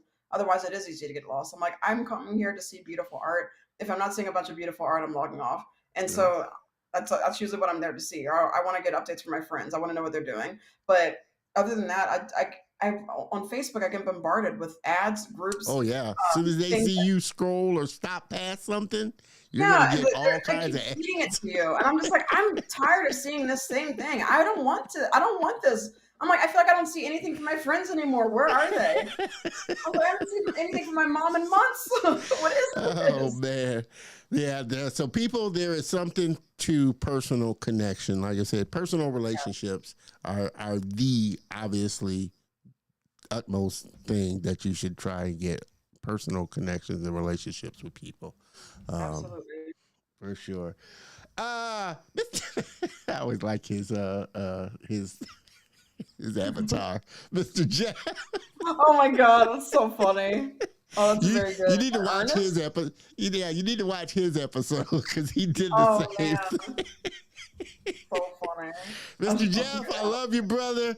I am. Oh, I'm going to be getting with you for sure. One, to have you back on, but then two, like I said, I am trying to plan a California swing this year, so I'm hoping to get out to California to visit family and friends and get a chance to hang with you, brother, for sure. So appreciate you, man, for stopping by the show for sure, Mr. Paul Brown. Salute to you too. Thank you for stopping by. Thank you, man. This okay. She's definitely topped the season 5 off this year with the longest episodes this starting with season. like a two and So a half she's hour hit. episode. Yeah, we're 2.5 hours into this now. Oh my so, god. I don't think I've so ever had an episode so long. It's great though. It's so much fun. oh man, like I said, this is I love it. And for me, like I said, I could sit and have a conversation about this industry and space all day for sure. But definitely try and be respectful of my guests and definitely try and be respectful of my viewers as well. But like I said, it's definitely an opportunity to have Lauren back on for part 2, for sure. So as I close this down, definitely people, if you're just coming in, please, you got to make sure that you go back and check out the whole episode because, like I said, Lauren dropped a lot of great information, a lot of great knowledge. We had a fun conversation for sure. Definitely make sure you connect with Lauren on all her social channels. Check out her website, labillustration.com. You can find her on Instagram and YouTube for sure, LinkedIn. Also, stop by her Etsy store. Like I said, you saw some of her artworks. I'm going to be going by. Like I said, I love that last piece. Well, there were a couple of pieces there that I really didn't like for sure. But definitely, like Lauren said, we want to see creatives of color do well. We have to support what they're doing, and that's the Absolutely. bottom line. Whether it's buy her artwork, whether it's watch this show, whether it's all the creators of color that are out there doing things, we need to support them. That's how we're going to keep being able to do things for sure. So definitely make sure you connect with Lauren. All this stuff will be in the show notes once it's up on the playlist. So again, you can find out and connect with her there as well. Lauren, if you could hang out. Oops, that was the wrong button. But Lauren, if you could hang out in the green room while I close out the show, I appreciate it. So I can talk to you for a second after the show. I would appreciate it. What is it? Come Absolutely. on. Okay. But again, I cannot thank you enough, Lauren, for this. This Thank you episode so much, here Don. was a good one. Like I said, each episode in season 5, my guest is just ratcheting it up higher and higher and higher. So next week's guest has got a lot to live up to for sure. But again, Lauren, I can't thank you enough, and definitely going to have you back on to continue our conversation for sure. And like I told you, and like we've talked about on the show, this show is about community. It is all about community and family. So you're part of the Color of Motion family. So we always love family coming back home to visit. Absolutely. And shout out to Salve Black for recommending you to me, so like and making that Salve. connection. Oh man, yeah, Salve for Salve. me. Gotta have Salve back on for sure. Oh man. Yes. Like I said, it's a small industry, Small man. world. Everybody knows everybody. Yes. Yes, So it hang is. out for just a second, like I said, while I close this out. But everybody, again, please help me thank very special guest and friend Lauren Brown for coming by the show. Hang out, Lauren, while I close this puppy out. Well, people. Like I said, this has been another marathon of a show. A great one too. Like I like these long shows. Really, like I said, it goes by really quick. It really does. It doesn't seem like almost 3 hours. It really doesn't seem like that, and it goes by so quick. I tell my guests that, they think an hour is long. I say, it goes by. Trust me, it goes by fast. It goes by fast. So like I said, I cannot thank Lauren for coming by and being a part of the show for sure. I cannot thank you, the viewers, for giving me a little bit of your time on this Saturday afternoon. Like I said, I hope everybody continues to have a great weekend. Again, like we said, you need to support the content of the creators that you're making. And hey, I'm no different. I love a great cup of coffee. Buy me a coffee, and you can help support me while I'm doing this and creating this as well. This helps me to continue to create great content up on the channel and to do this show. So definitely, hey, Emmy Illustration. See, just subscribe. So you got a gift coming to you, AB Illustration. Well, you got a gift coming to you. I think that's.